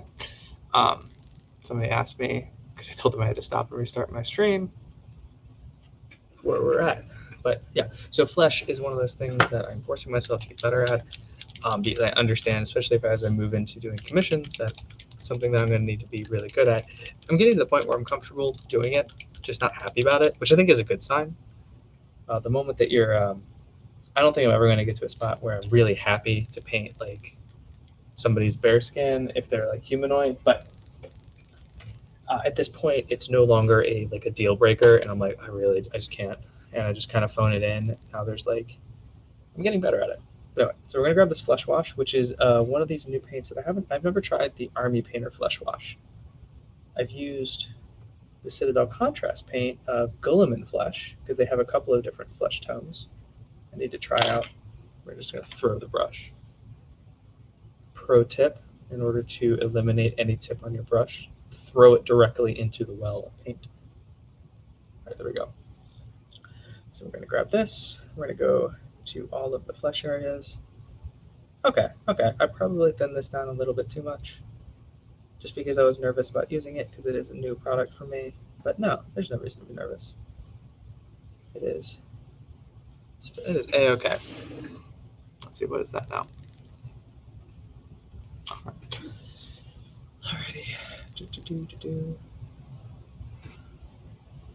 Alrighty, okay. Yeah, this is definitely and this is very fitting for Bushido. I'm glad that this elven flesh ended up turning out to be very Eastern in vibe. Yeah, I love it. Okay, cool. All right, so there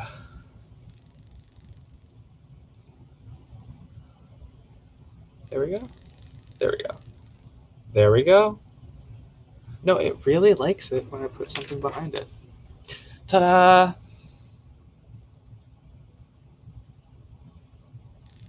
I will get better at this, I promise. There we go. Yeah, so you can see the flesh there.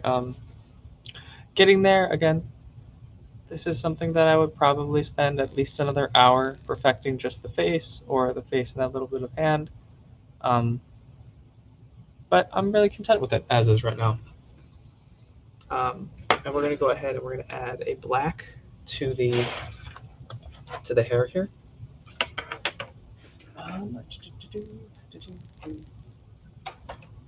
Go with a matte black. Yeah, I'm going to go with matte black. So this is the matte black by Army Painter. 100% color match for their primer. Oh, there we go. That's just full of medium.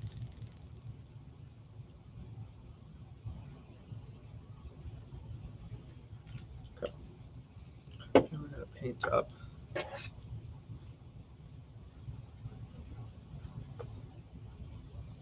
This.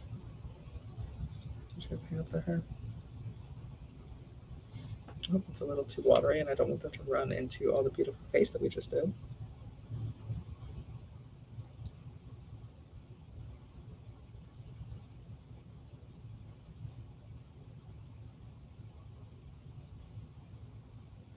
And yeah, I know it's a little stereotypical, of Asian descent with the yellow toned skin and the karate uniform, but I don't decide the models.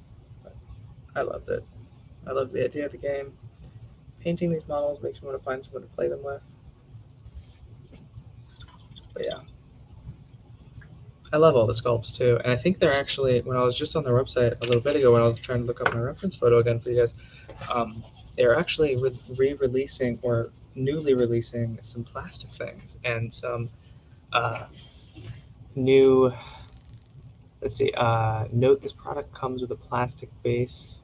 Oh, okay. They have a plastic base. I thought they were releasing their miniatures in plastic, which would be really cool. But no, it's not really cool. Okay, so I think we're pretty much done on the model itself. I need to add a little bit more to the actual base here, that little rock that they're standing on. And what I want to do is something crazy. I want to do a bright ass orange dry brush highlight over the entirety of this space because I know it's meant to be used for a specific game. But if I end up using this as a proxy for something else in another game that's a fantasy world, I really want it to just scream crazy shit, not of this world. So I'm gonna grab this bright orange, and this is again a dry brush by Citadel called Riser Rust. Normally you would put it on metal to kind of simulate a little bit of age and wear and tear, but I want to use it here and see. I have to cough, so I'm gonna mute my mic.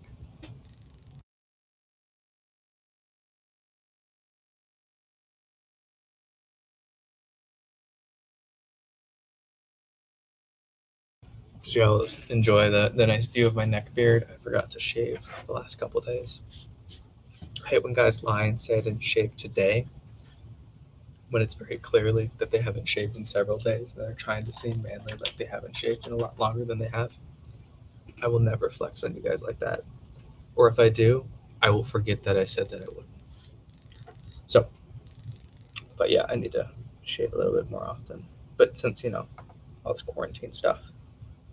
What is this? I think this is one that I stole from my wife. I hope she gave it to me. I don't believe that she uses these kinds of brushes. No, I don't think so. No, no. All right, fingers crossed that this doesn't look silly.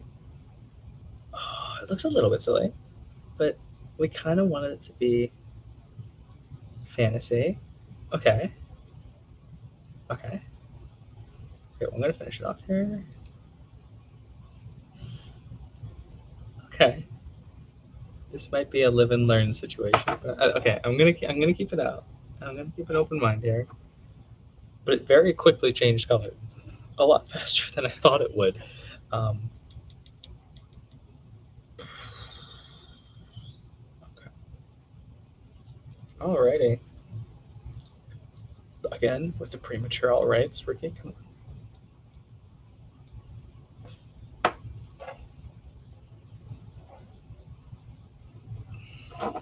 Okay. Get in there. Okay. So I definitely have a different vibe going on now, which is fine. Um, I kind of wanted this to be a little haphazard. It definitely is. There we go. Kind of like different variations of crystal forming around the, let's say, unnatural version of the confluence of their energy. I don't know, I'm just saying stuff. I think I'm saying words that I actually, thinking back to what I just said, that's pretty much utter nonsense, but that's okay because we are finished with the step, and I can now talk to you about how I think it went. This one, okay. Okay, there we go. Oh, we're looking at the base of the rocks there. Okay. So it's definitely exactly what I wanted. Looking at it now, I'm pretty happy with it. That's pretty great. I could do another layer with an even brighter orange, but I'm going to kind of leave it like that for now. And at another date and time, now that I have this nice foundation of these oranges and blues interweaving together, I can go in and add that and not be super stressed about making sure that it's all over. But for the base itself, I want to do a little bit of this. This isn't quite deep enough for me to do the water effect that I wanted. I thought I had one of the large lipped vases, which, to give you an example of what I'm talking about, I think I used my most recent example. I built. Yeah. Okay. So for these, there's quite a large lip. On this one, there's not so much. There's a little bit, but not enough for me to really pour something in there. So I'm gonna do something else with the base. I just need to think about what it's gonna be.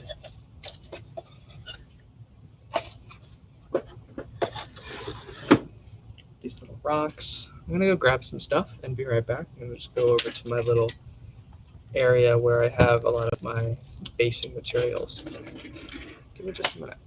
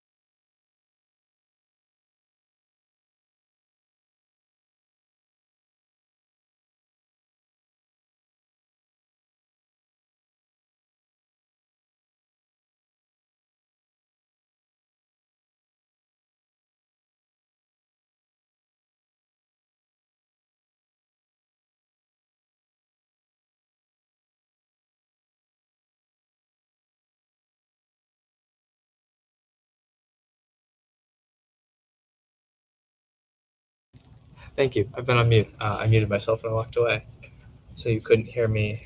I don't know why. I shouldn't do that. So I'll go over that again. I got some scenic sand, Green Stuff World. Kind of expensive for what it was. It was hard to get because it came from the UK. I really love the variation, but I feel like I might have been a little bit better served getting multiple kinds of maybe model railroad sand and mixing them together. I've only used it for one big piece, but I do love the size of the grains because with the variation, the color and the size of the grains, it still looks really good, but has good coverage. the red oxide paste, which is going to be the base material, and Wasteland Tufts. Once we finish this, we will call this monk done and dusted, and then we will move on to what we're doing next. But first thing we got to do is get the red oxide paste. And what I was saying when I grabbed my little tongue depressor is that you can apply this paste with a lot of different products. As with a lot of different pastes, this isn't something that you really want to mess around with because it does dry, and when it dries a lot like cement. So for big things, I usually use something like this, but for small things or whatever it is, just use a brush that you're never going to use for anything else, including dry brushing. So when a brush is finally on its last leg for me, it gets turned into just a material or like a compound brush. So I'll use it to apply things like PVA glue or something like this. So you grab this and you grab a separate cup of water, which is what I did here because this is definitely not this kind of stuff. This glue, you don't want that in your paint and on your project and in your brushes. So you're going to want to wet it first, wet the brush first, not second like I just did, just because we don't want anything getting all the way to the bottom. And once it's nice and wet, that's just going to help us get in there a little bit easier here. Grab a little bit, just a tiny amount.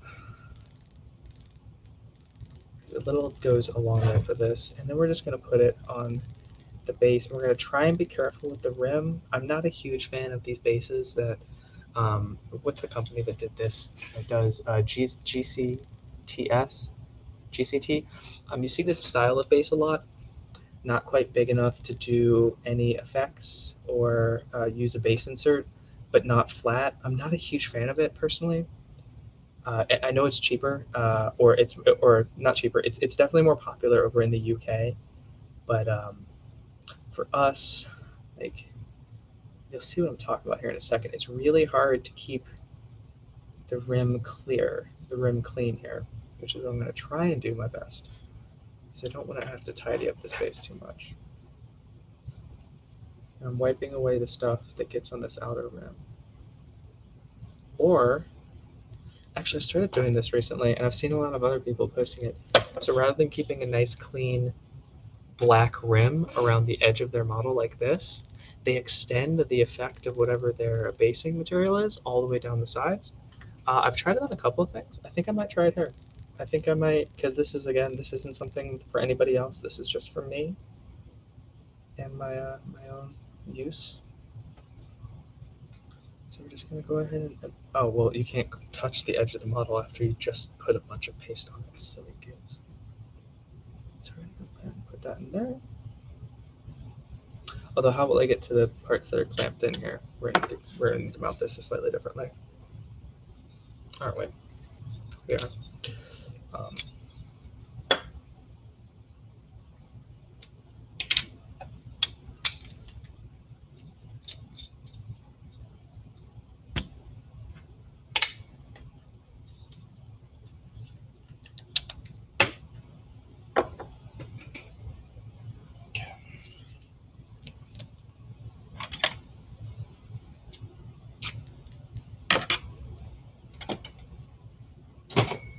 Just going to grab some 3M tape here.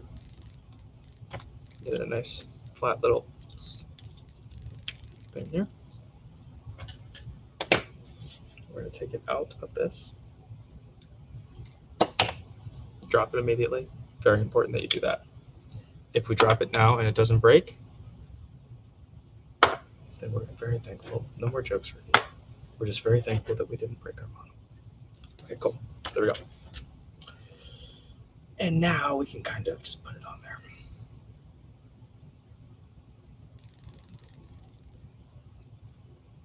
And I'm trying to make sure that I do this relatively quickly. So I'm going to try and apply the sand using this oxide paste as a bonding agent. Again, another thing that I've been trying out recently as opposed to letting this dry all the way, which depending on how thick we lay it on, could take up to like a day. What's cool about this is then we can kind of blend the sand directly in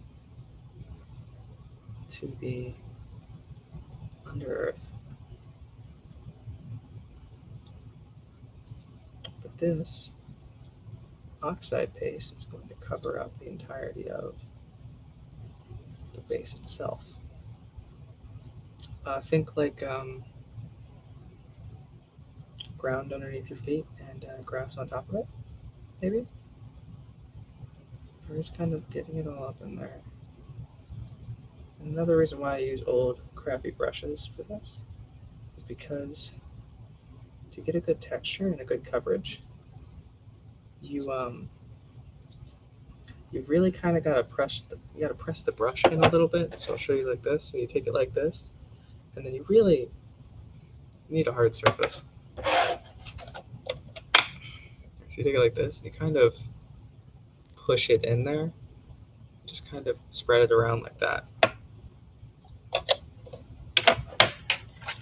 So that's why I like to use old brushes, because you're just absolutely devastating the tips.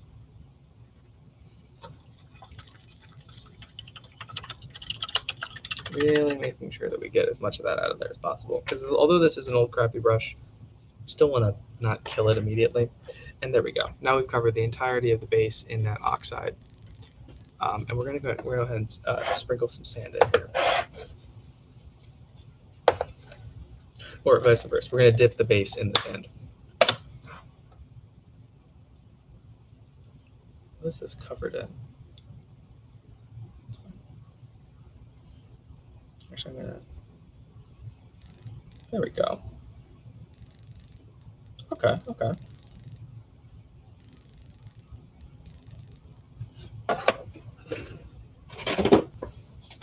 I'll just grab a bucket to put underneath this.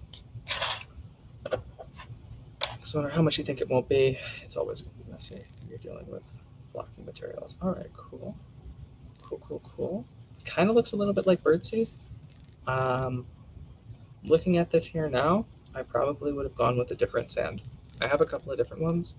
This is my newest one, so of course it's the one that I immediately went to, but it's a little bit big.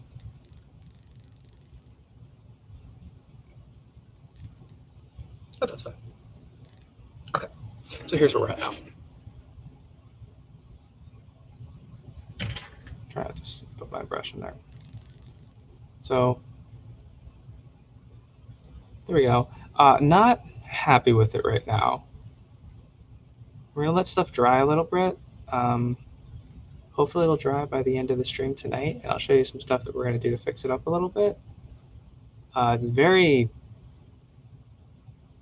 bright. This isn't the way I imagined this going in my head, which is fine. This happens.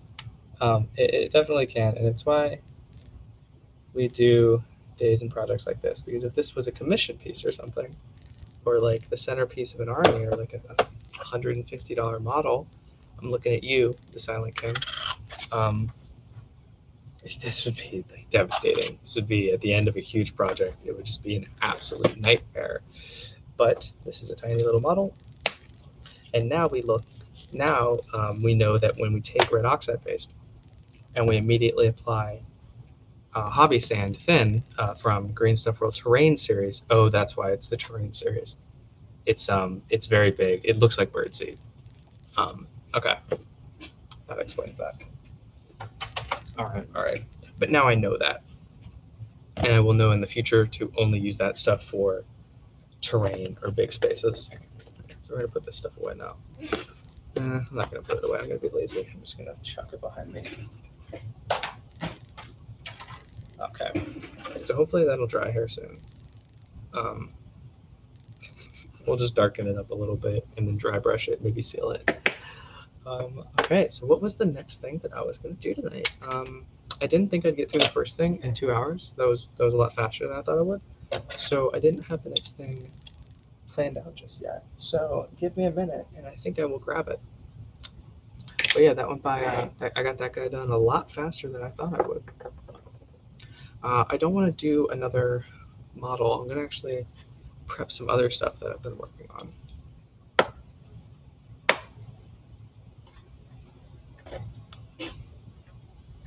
Actually, I will leave you guys. I'm going to try and do something here. Like that. You can see where we currently are. Oh God, that looks so bad. Oh no. Oh, the humanity. Okay. It happens. Oh no, oh no. In case I don't get to do it tonight because it's still a little too dry, what's gonna happen is I'm gonna seal that up with like a little bit of a liquid cement, and then from there we are going to add a dark wash color to it. And after we've added a dark wash to it, I will add some normal PVA glue mixed down with watered down with water, and I'll just sprinkle another, like an actual layer. It looks like I bled on it and then covered in bird seeds and tried to call it a day, which I didn't do. You saw that I didn't do that. But go ahead, put some of this stuff away as we go, because the next thing we're gonna do requires our airbrush, I believe.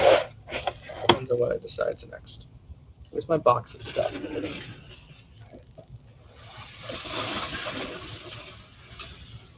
Here's the box of stuff that I'm currently working on.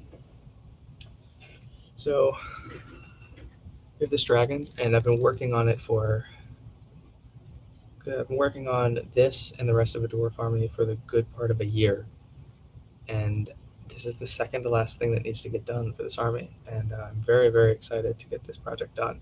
I finished painting the dragon, and I'm now working on his base, which is going to be this. And this is going to be the next thing that we're going to work on tonight.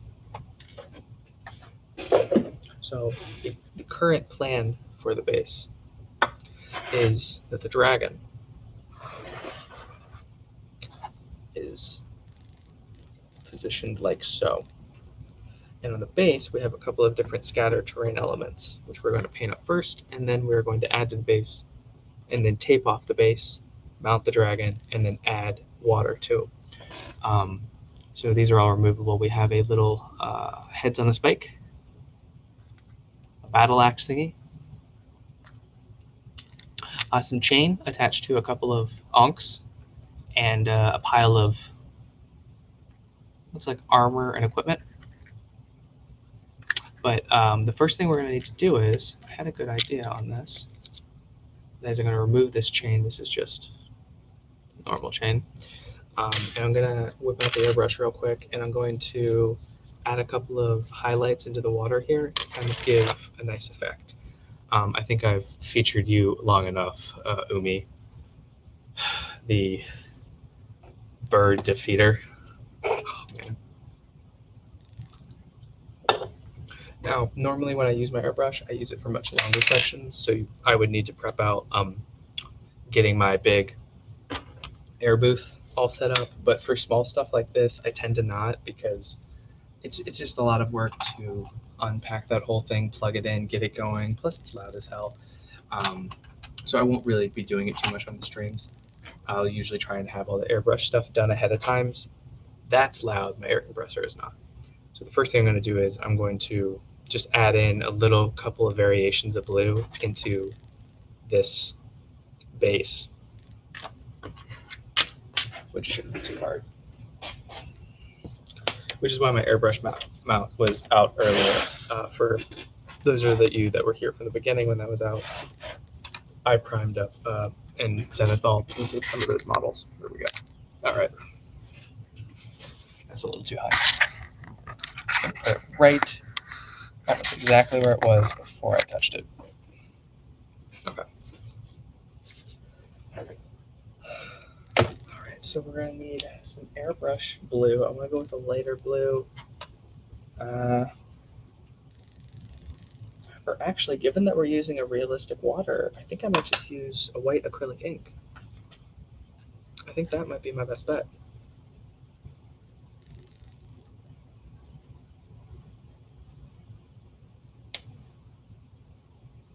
Yeah, I wish I could have a brush camera, but frankly, it's a little bit. I would need to get a second camera to put, I don't know, on this thing. someone watching reached out to me.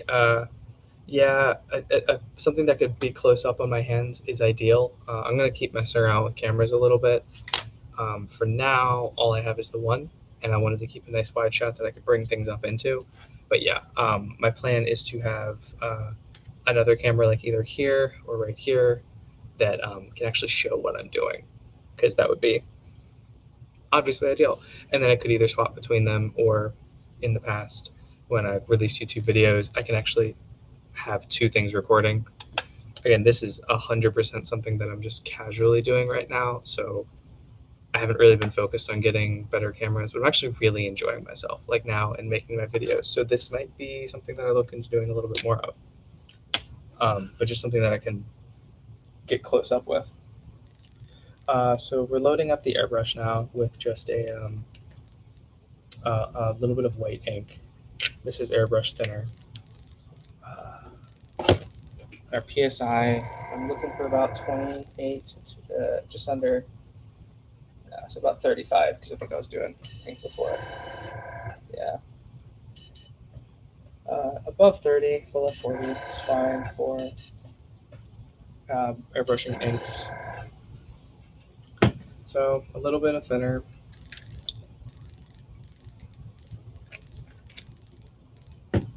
And then a little bit of white acrylic ink. And this is Daler Rowney.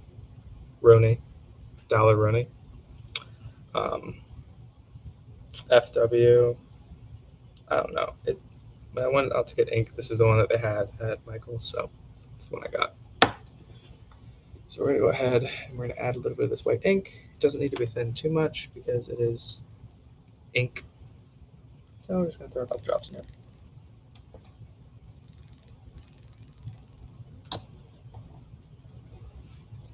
And then I'm going to grab something from over there real quick.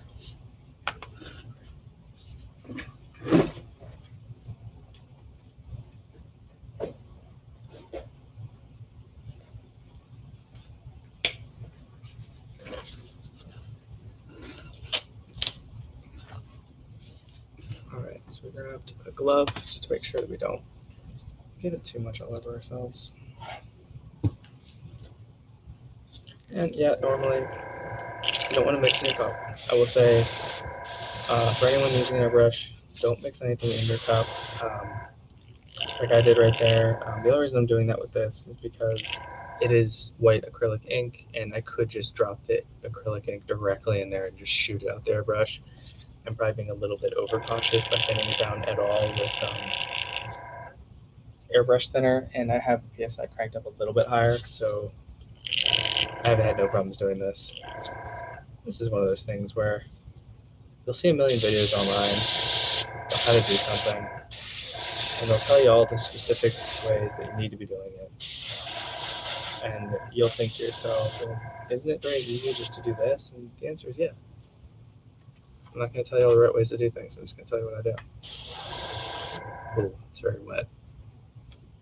It's a little too much moisture in there. There's too much moisture in our airbrush. The paint isn't really sticking. We have to do one of two things. We either have to back up a little bit. It's just flapping around. It's really distracting. Back up a little bit so that when our paint has had a chance to dry as it aerosolizes, or decrease our pressure. I don't want to decrease the pressure. And as you can see here, we're starting to add a little bit of color in there. So we're just going to build up that color. Just a couple of like nonsensical things here and there, like that. I'm just trying to add a little bit of variation here in the color. Nothing crazy. Again, it's translucent, so it's going to show all of it. There we go. Cool. And now it looks a little bit less like a solid blue thing and more like a, I just accidentally sprayed paint all over something I painted previously. It looks a little bit less solid blue and more ocean-esque. Okay, cool. So with that done, I feel confident and ready to move on to the next step. But first, we're going to clean out our brush. Was this our substance cup? This was our substance cup. So I like to use my substance cup for anything that is not paint or water. So anything that is like a brush that I've glued with, airbrush materials, um, anything that isn't just normal ass water. Okay. So clean that out a little bit. Clean this out. Wipe our hand off because we will inevitably get water all over ourselves while doing this. Accidentally spray yourself in the face. I knew that was coming before it actually happened. The moment I changed my grip, I was either going to drop that airbrush or spray myself in the face. Okay. Why does my hand still feel wet? Oh, because it is. Okay, cool. So with that done, we're going to spray a little bit of airbrush thinner. And the reason I always use airbrush thinner, cleaner, airbrush cleaner. We're just going to dump a bunch of that in here. We're just going to feed it through. It really makes it so you don't have to disassemble your model. I used to use this very sparingly, or I used to just try and clean out my airbrush. But the moment I started spraying like a full tank of this, wiggling my dual action trigger back and forth, essentially for the dual action trigger, you press down, air goes through. As you pull back, whatever's in your cup goes through. So as we're doing that, we're just kind of moving it back and forth, and we're going to clear out anything that's left in the channel.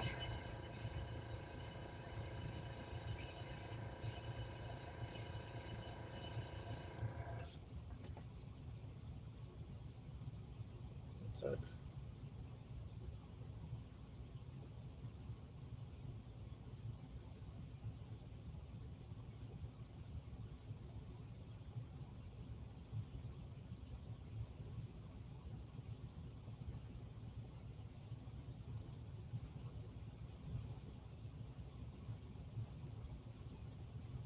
What's today's date? Today's the 27th.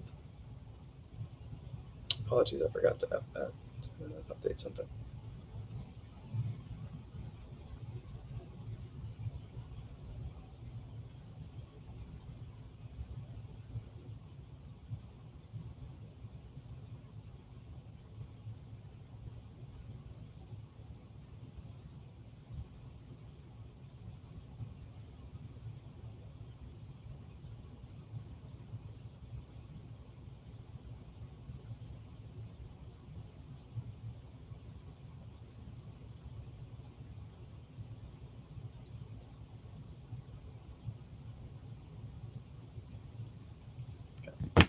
There. All right. Sorry.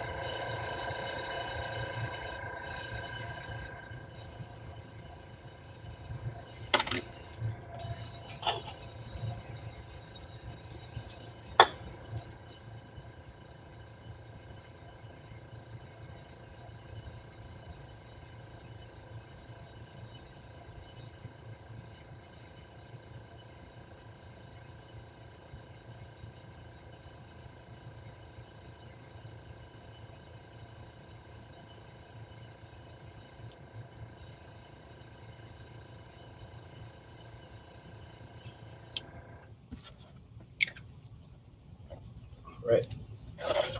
Airbrush. Done and dusted. All right. So now that we've done that, I'm going to leave this to dry for a little bit. And we're going to finish painting up these little bits and bobs.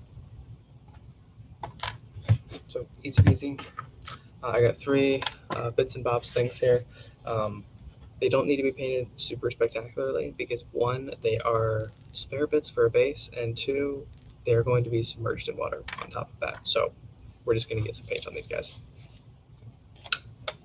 The metallic one, this one, I've already just base coated in a metallic color. And as you can see, it's just a bunch of random armor pieces and such. We are going to just go ahead and add a wash to that and see how that looks. And we might add a little bit of a rust thing to it as well. So as for the wash, I'm going to go with a dark tone followed by a... Actually, we'll start with just a dark tone. We'll see if we need something else.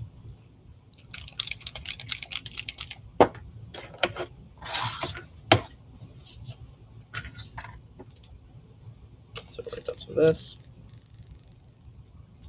in there. Grab a brush. Go ahead and get that all nice and damp. And I don't want to just get this all over my fingers, so I'll grab a cork and some tacky.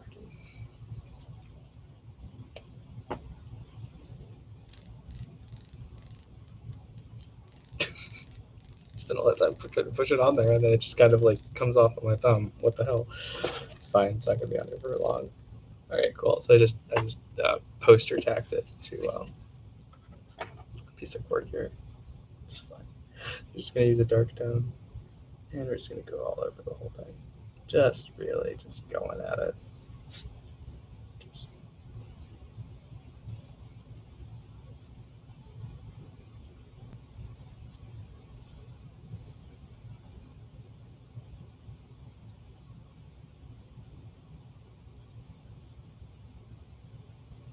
all right, cool. Now it looks like this. Come on, work with me. Now you can actually see all the different bits and bobs inside of there. So that's going to dry for a while, actually, just because it was just a huge wash. While that dries, we will go ahead and work on the skulls on a pike. It looks like I did myself a favor, and I've already I've done a section of this. So when I do bits and bobs like this, I always like to, when I figure out that I want to use one, I will paint at least one tiny section of one in a base color, so I have something to grab onto while I do the rest of the model. So in this case, it looks like I did the back half of the spear, of the axe here, and then in the case of this, I went ahead and painted the metallic bit on top. So I'll actually have something to touch while I paint. And I won't have to worry about what's dry, what's not, all that stuff. So I just grabbed a nice base coating brush.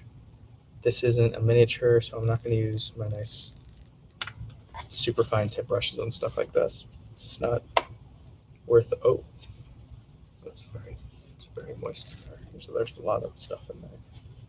That's probably why that wash looked a little bit funny when I applied it. This is where we emptied our matte black, which is why I didn't notice. We put the matte black in there when we were getting rid of the excess medium. Okay, so there's that. I'm going to go ahead and add a metallic. Looks like I already have a couple here on my palette. I'm not sure what they are, so I'm not going to use them. I'm going to instead grab a metallic. Just a nice base coater. I've been liking this plate mail, so I'm going to go with plate mail. Throw it on here somewhere. Good deal. I'm going to paint the other half of this axe.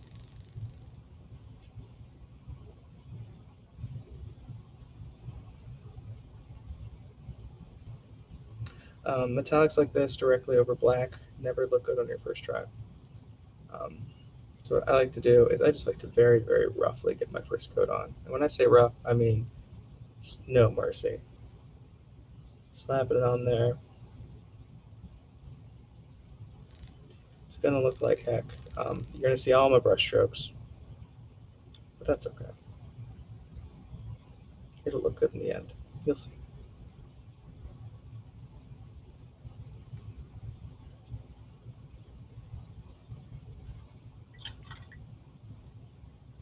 Okay, I'm keeping my brush nice and moist so that we don't lose any life of our brushes here. That might have been a little bit too wet. I put that back in there. That's fine. If you ever over thin paint, there's nothing really you can do about it. You can wait for it to dry, or you can just start over. Like if you go to water down paint and you overwater it, unless it's like super expensive paint, just squeeze a couple more drops out of the tube. Like I've done that many times, especially with metallics when you're trying to get nice smooth coats. You can very easily over thin them. Okay, I'm actually going to go back and touch up and add a second coat to the part that I previously painted. goes against my rule of never painting the part that I gave myself, but I'm actually really liking the way this first coat's turning out.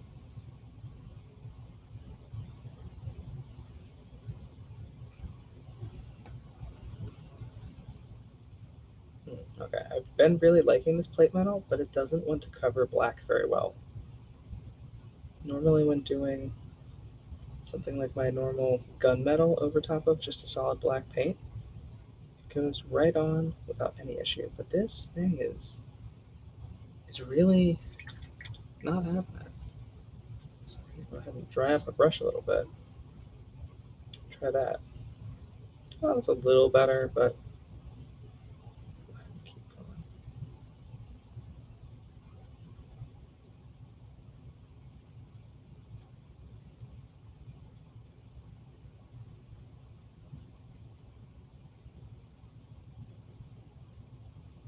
Okay.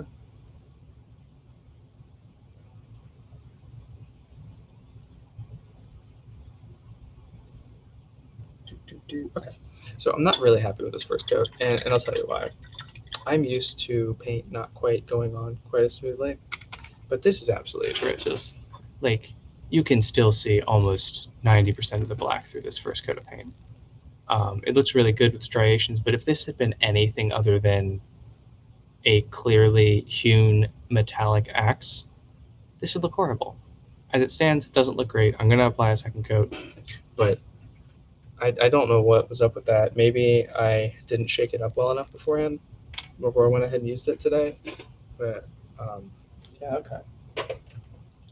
Well, damn it. But there's the plate metal in there. Okay, now for this, got a couple of skulls. A couple of skull guys, eh? In off-white. Standard skulls. I like to use an off-white followed by a strong tone wash. It's a really great and simple, easy method. I'm going to start with the off-white. And this is WizKids Premium Paints Off-White. The number is 80.101. 80, guys.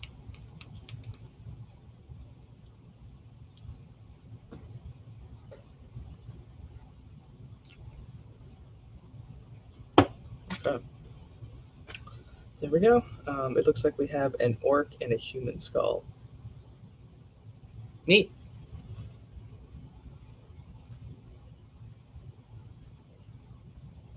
Very loose base coat. Turn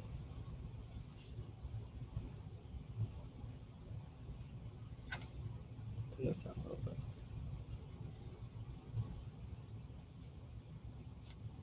Clean off the brush because we got a lot of paint on there after we thin it down. Mix it up. Okay.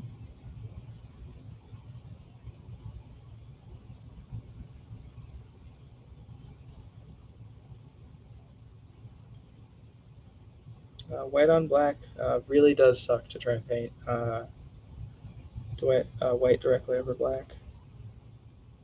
But this off-white by Vallejo, again, Vallejo makes these super awesome, super high pigmented paints that do cover. Normally, I would never dream of going from direct white, going from a solid matte black directly to white, using any number of coats.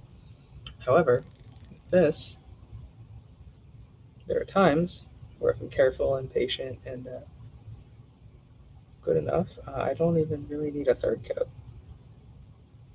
let alone a fourth or a fifth. Because every coat you add, you're really going to lose just the tiniest bit of detail on your model. And when you don't have a lot of detail to begin with, or you're dealing with something that's small and you don't want to make mistakes, it's the last thing that you want. Okay.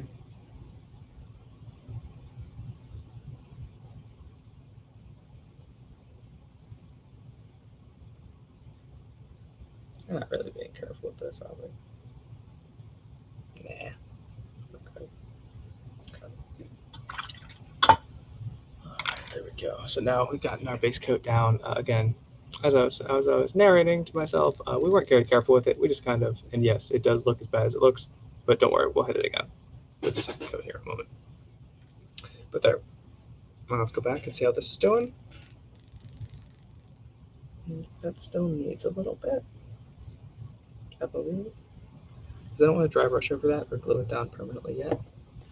So we're going to work on the containment area for the pour of the liquid. This is something that this is part of the reason why I put off this build, this step for the longest time, is this portion of, because I knew the moment I had this idea that it was going to be this dragon and that there was no other way to do this base.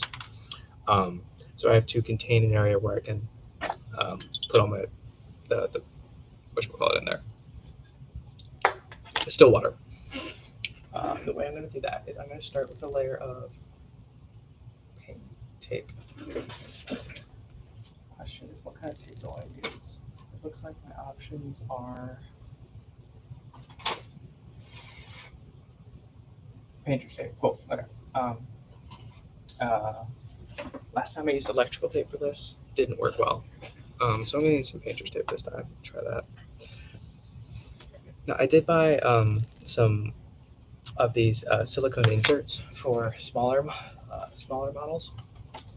What's cool about these is they're designed specifically that you can pour either resin or water or just some kind of substrate directly into one of these with the model's base already placed inside. For an example, on the right size here.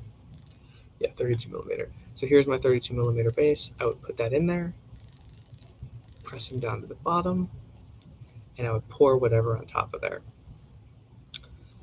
And then when the time comes, it's dry, peel it off. And boom, done. The problem is a couple of things. One, the multi-pack that I bought didn't come with one this size, and I wanted to try the product before getting it. But having tried a couple of models using this, I absolutely love this thing, and I'm going to need to buy the larger one because of all of the models that you're going to want to do like a fancy resin pour on or something like that. It's going to be your big centerpieces. I mean, look at this guy. He's sick. So I'll need to pick up a bigger one for these. I don't even know the size of this base. It's huge. But those are sold separately. Like the batteries on those toys when you were a kid. Okay. So I'm going to try pouring resin on stuff a handful of times. So we're just going to give this a whirl. I'm not airbrushing. I always do this. I'm not airbrushing. I'm not doing anything crazy. I don't need my airbrush mat in front of me. Because it's just kind of covered in stuff. Because it's not even an airbrush mat. It's just messy shit mat. Like if I'm doing something that's messy, I'll throw it down. It's covered in like glue, an old dried glue, and bits of old flock. So we're going to go ahead and we're just going to try and tape up the bottom. See if we can get this in the first go. So we're just trying not to get any creases right at the bottom.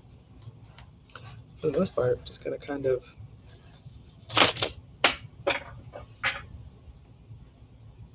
damn it.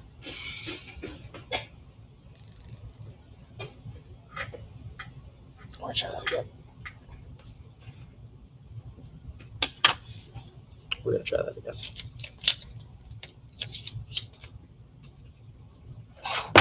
we're just going to go ahead and stick a little. Sorry, I don't even know what happened there. It just went flying. Okay, grab this. We're going to peel it off a little bit. We're going to stick it there. And then we're just going to kind of rotate the model base. And then kind of keeping firm hold the entire time. Listen up. We need to get serious now. And then we're just going to stretch it around. And then smooth it. That one tiny little crease right here. Oh, no, we don't. It's the actual, it's where it's touching.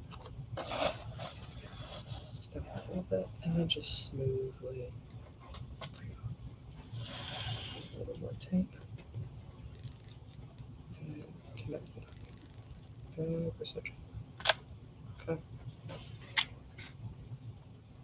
We don't want to wrinkle it too much. We don't want to mess with this at all. we're only going to be gluing our pieces down into this at this point.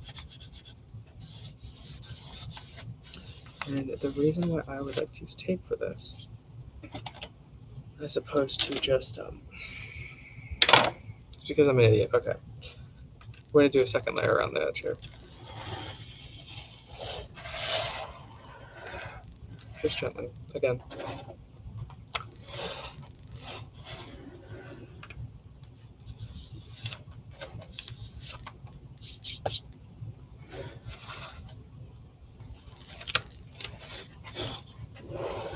Cool.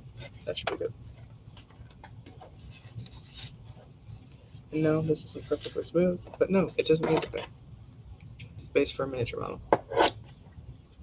We can do better, and we can buy better tools to make it easier to do better. So this is going to work for what we're doing.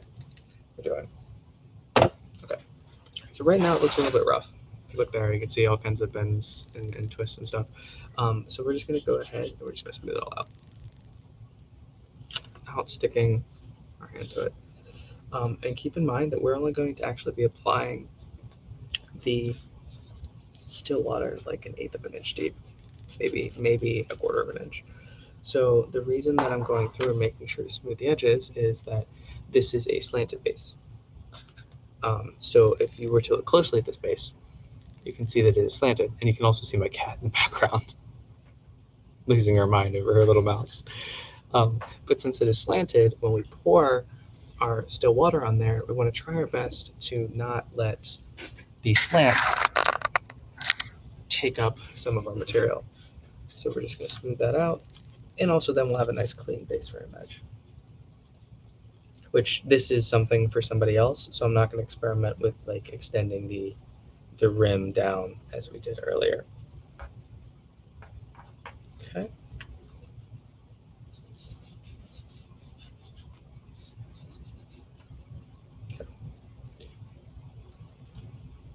All right, that should be pretty good.